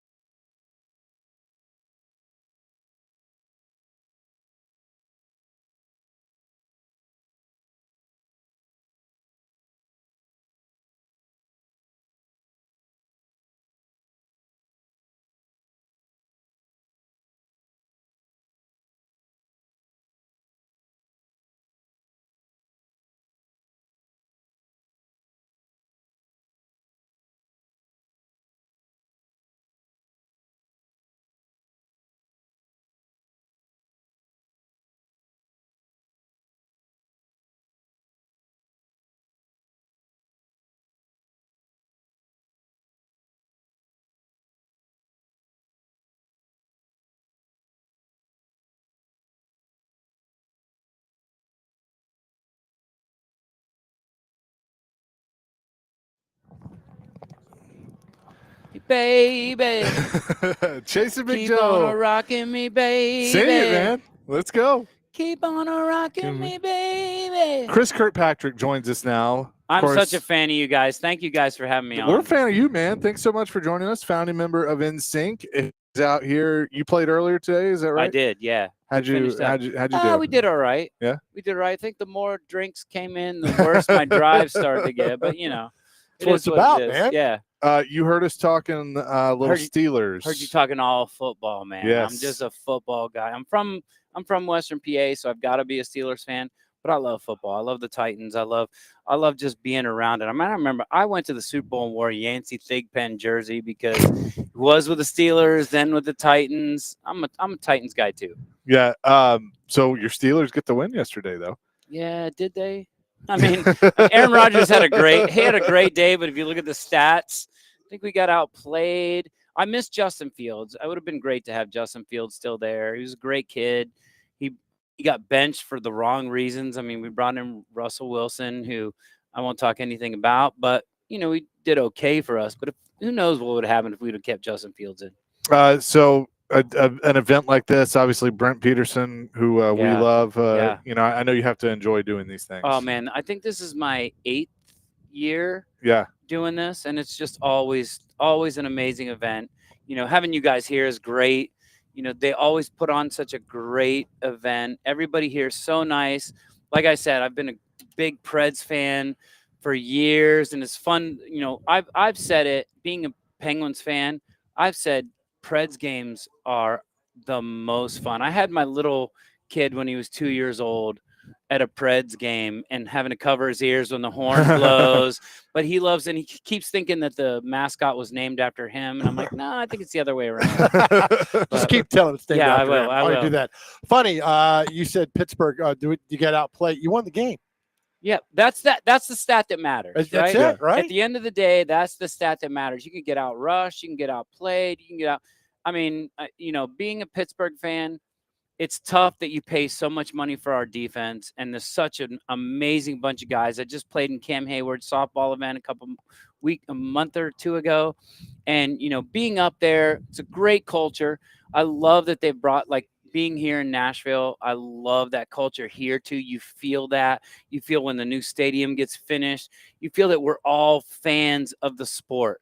You can't hate on anybody because of where they're from. You hate on who they love, whatever. But it's just been great, and our defense is one of the highest paid defenses in all of football. Right. I mean, TJ Watt, who's a beast.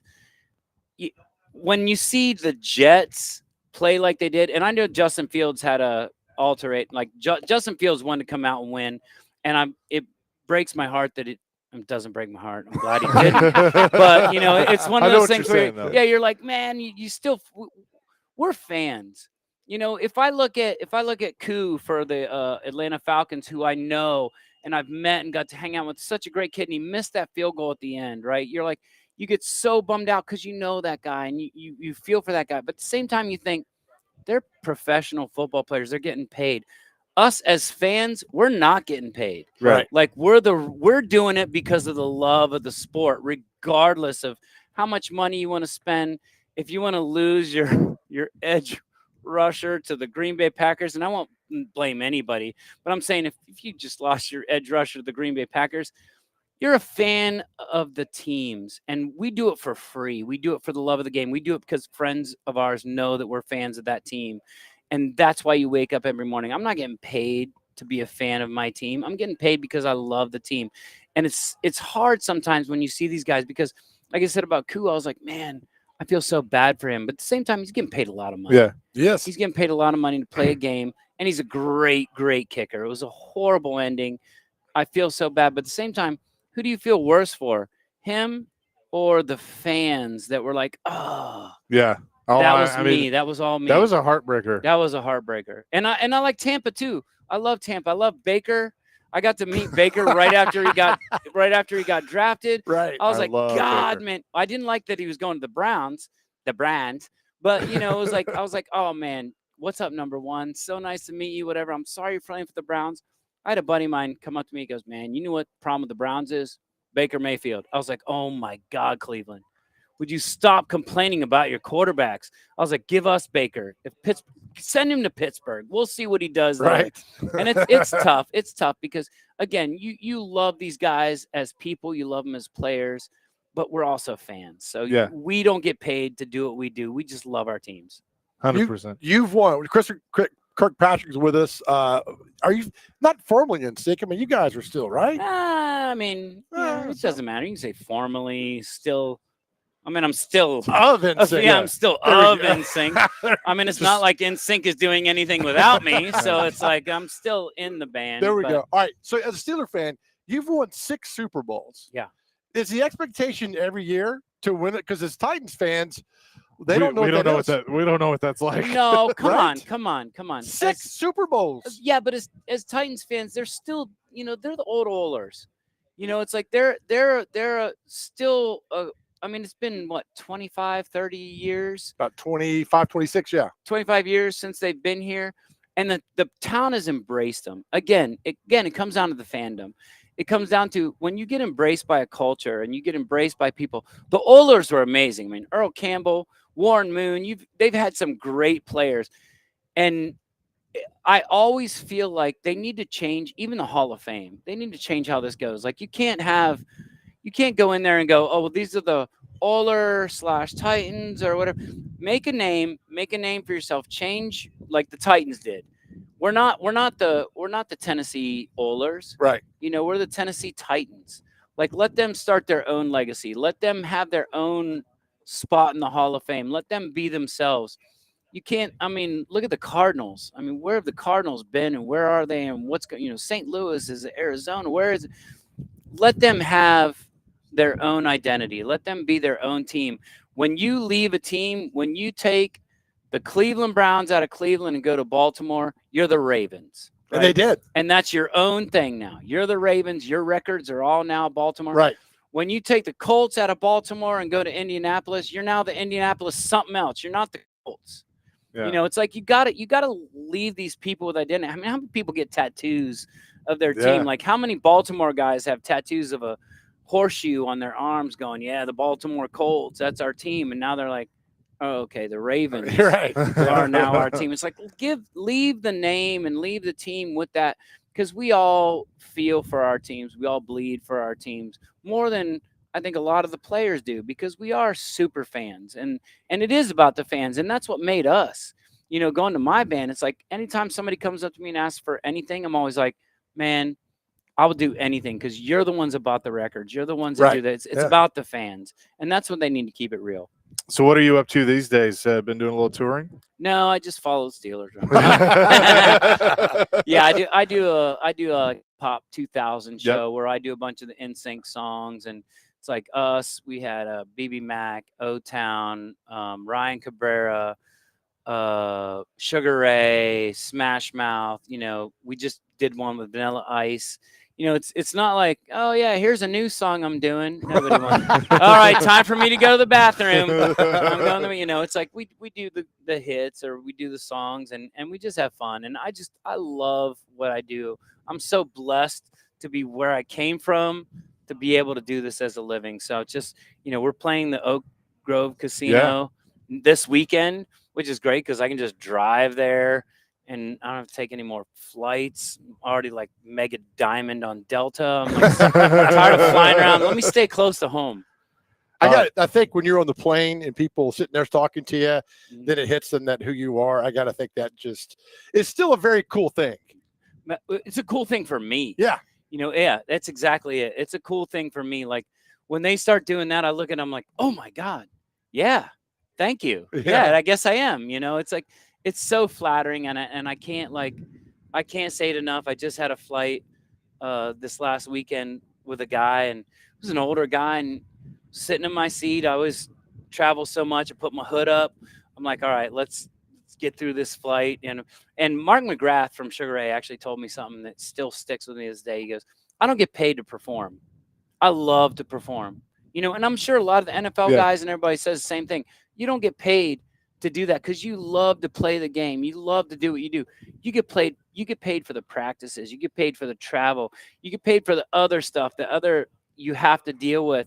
that is, when I'm up on stage, I would do that for free all the time. And that resonated really, really deep with me, because that's it. We get to do, these athletes get to do what they love.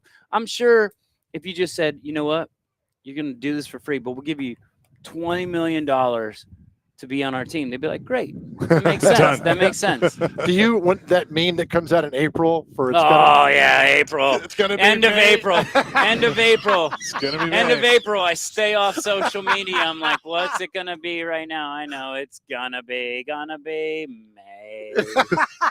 But yeah, there's a lot of memes that Oh my gosh. that I try to stay with. No, that's it's still, again, it's people still appreciate it. Right, You know, it's like yeah. you're still out there. We just had a Bye Bye Bye was on the Deadpool soundtrack, and Yeah. it was the beginning of the Deadpool movie, and we got to go to the premiere and all this stuff. And I'm jumping up and down like, this is crazy. I do that song in the show, and I see kids that are looking at me, and I'm doing like pop. It's gonna be me. I'm doing I Want You Back, some of the hits, and they're just like, whatever, dude. And you start doing Bye Bye Bye, and they're like, I know this dance. This was big on TikTok, or this was big. That's when you look and you go, man, we just transcended. Yes. Like Oh, yeah. time, you know, it's so flattering to I can't tell you enough how much I'm blessed to be doing what I'm doing. And see, I was one of the guys that Hated when it us. No, I know, me too. Me too. I know where you're going with I this. pretended to hate you. No, I know, me but, too. But I was like, it's kind of catchy. It's kind of a good No, song. no, I've seen those I've seen all those all the time too, where the guy's in the car and he goes, oh, my girlfriend, my wife wants me to, she's playing all this crap on the radio. And it's like, I want you back, you know, and he starts singing, and you see the guy turn to the window and start really jamming out. That's Chase. Yeah, no, it's just I grew up in the 80s. Like my bands, I loved punk rock, I loved rock and roll, I loved like hip hop, I loved other stuff. The new kids came out, and I was like, what is this garbage? You know, this is horrible. But meanwhile, you're singing oh when nobody's around. It's Right. like your guilty pleasure is what it is. Fantastic. Good to see you, man. Man, thank Always. you so much. You bet. This is such a pleasure. You guys are great. Like I keep hearing you talking football, and like I said last night, I couldn't go to sleep because I will tell you, you talk about one of the greatest games to ever be played. Like last night, It was awesome. and I you know, as a Steelers fan, I can't say I would have said that if the Ravens would have pulled it off or whatever. But either way that game would have gone. Josh Allen became a champion. Lamar Jackson is a champion. All I kept thinking the whole time was, God, the Ravens are in our division. They're monsters. Like they've got so much talent. The Bills have so much talent, and Kansas City lost. So again, everybody's like, well, we'll talk about them later, and they'll be in the playoffs. They'll be in the championship game, and then when they're in the Super Bowl, everybody's like, well, we knew all along Kansas City was going to. Like, no, you kind of counted them out like all year long. Like, don't pretend like they weren't there. But it's fun to do, and I'm so looking forward to this season as also a Titans fan, seeing Cam. Like, it's going to be a great year. Like that kid, what I've heard from everybody I know, and he's a great kid. Like that kid goes in, he's like Kobe. He's first in the locker room, last one to leave. Good point. He's great with the players already at such a young age, already commanding that thing that, you know, the Titans need. And the Titans need this thing where it's like, you know, there's a couple holes we need to fill, but once we fill those holes, it's going to be a great season. Chris, good to see you, man. Thanks so much for doing this. Thank you, guys. Chris Kirkpatrick from NSYNC joining us here on the program. We'll come back with what day is it? Celebrity birthdays, and wrap things up here on 102.5 The Game.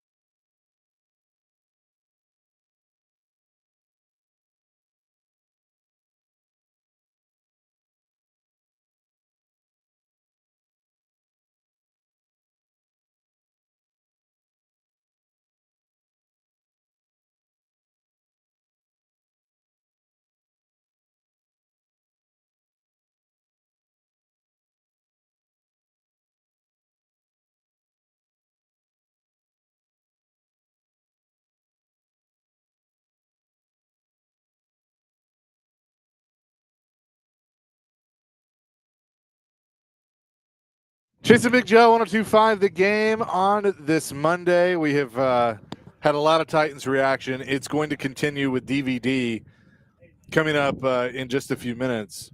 Chris Kirkpatrick teaching Chase the bye dance. Not bad. Yes. Did you learn it? It was fun. Well, yeah, now I can fill in for Justin when he's not available.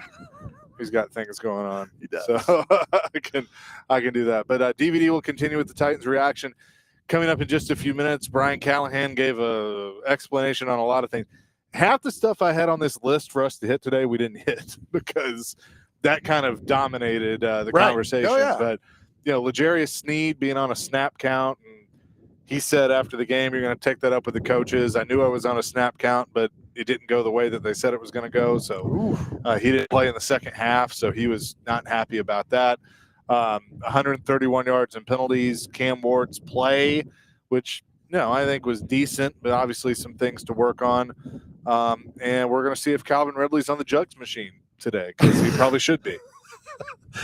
Don't get me started, man.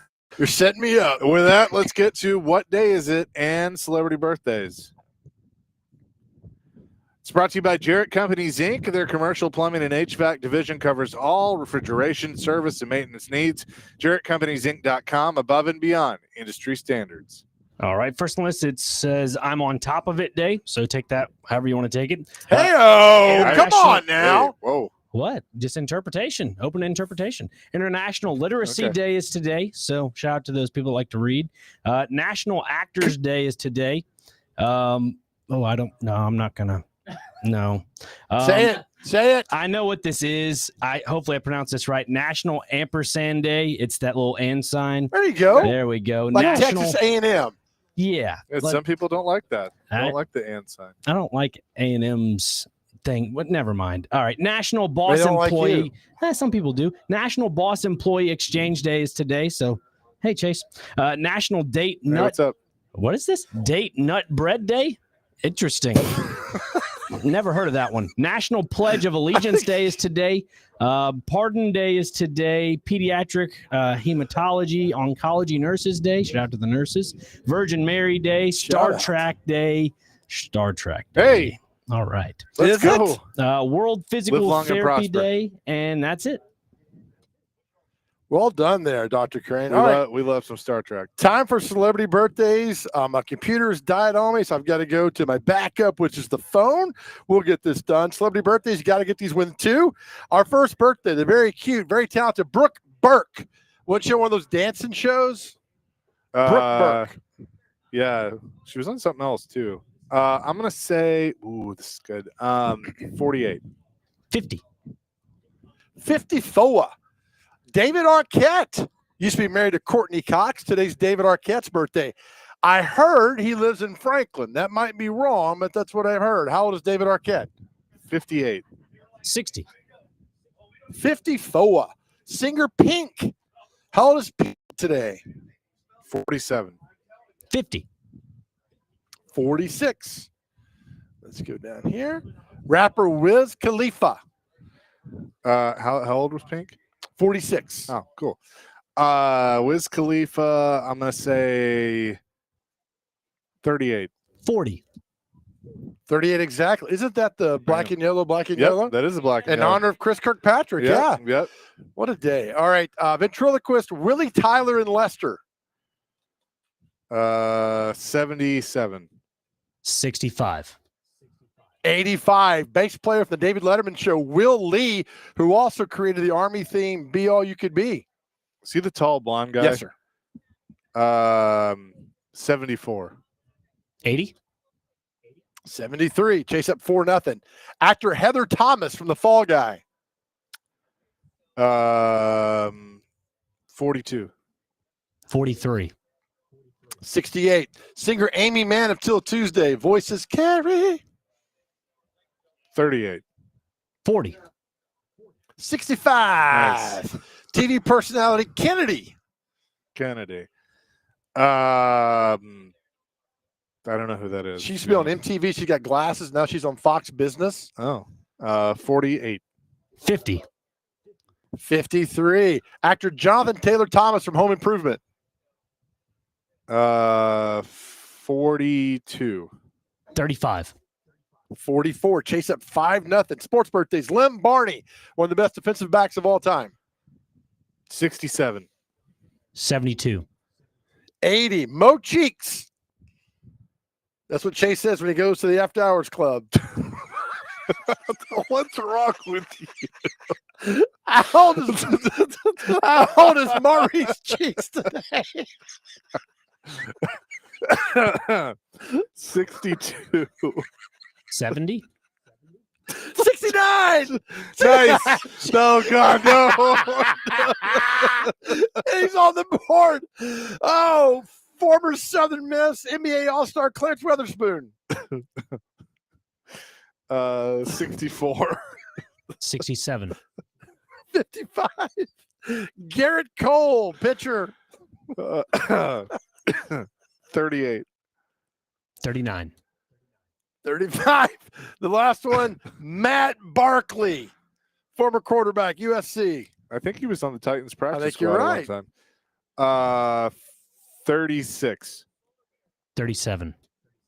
35. Chaser went 6-1. 6-2. I'm sorry. Good job. Oh, Dr. Crane's sitting there going like, I don't know what's so funny, but No, I know what's funny. I wasn't born yesterday. Attaboy. Oh, man. Do we have a mashup? We do. Okay, hit it.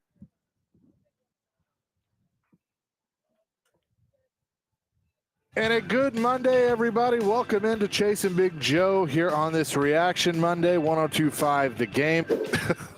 We never claimed no math. Well, he's 3 of 18, right? So 3 of 15. So is he less than 20%? Yeah, I mean, he's coached 18 games. He's won 3. So he's Yeah. 3 and 15. Right. So is that 20%? God, I'm so Yeah. stupid. Or is that less than 20%? Yeah. Look, I'm not helping you.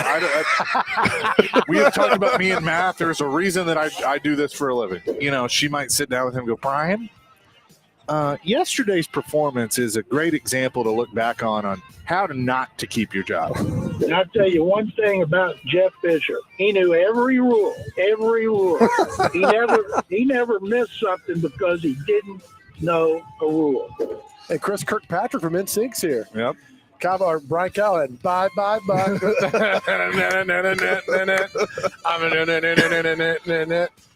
Might be crazy. All right, let's go back. Please. Let's go back to John McClain. She said, well, I'll go heat the food up for everybody. Well, about 5 minutes went by. She's saying, come get it, come get it. We're just sitting there. She comes back and she said, didn't they take the knee down thingy? And we said, no. Thanks, Kenny. Isn't the genuflex, isn't that what it's called? Is it? You speak your big My dad, FRA okay, words. all right, my dad used to say that. So That's when you go to church. You genuflect towards the altar. Make the sign of the cross. Okay. I don't know. All right. I hope Titans fans, maybe they were doing that yesterday. I think Titans fans might be doing that today. Oh, my goodness, right? Baby. Chasing Big Keep Joe. on rocking me, baby. Sing it, man. Let's go. Keep on rocking me, baby. Chris Kirkpatrick joins us now. I'm such a fan of you guys. Thank you guys for having me on. It's gonna be End of May. April. End of April. It's gonna be End of May. April. I stay off social media. I'm like, what's it gonna be right now? I know it's gonna be May. Oh, well done, Dr. Cray. That is how it all sounded today. That's going to do it for us on this Monday. DVD with a full Titans reaction coming up next. And thanks to the Predators for having us out here today for this great golf tournament. As always, to our guys out there, listen, we know we love you for 2 years. We're on the mental health message. Please talk to somebody if you're going through anything. Our world's a better place because you are here. Just go to the website, GameNational.com. Click on the Chase and Big Joe Show. There you'll see a link to Unity Psychiatric Care. Help is just around the corner. You don't have to go through this alone. Remember, we love you. And more importantly, more than anything else in this world, God loves you. Amen to that. Peace, love, rock and roll. DVD up next. 102.5 The Game.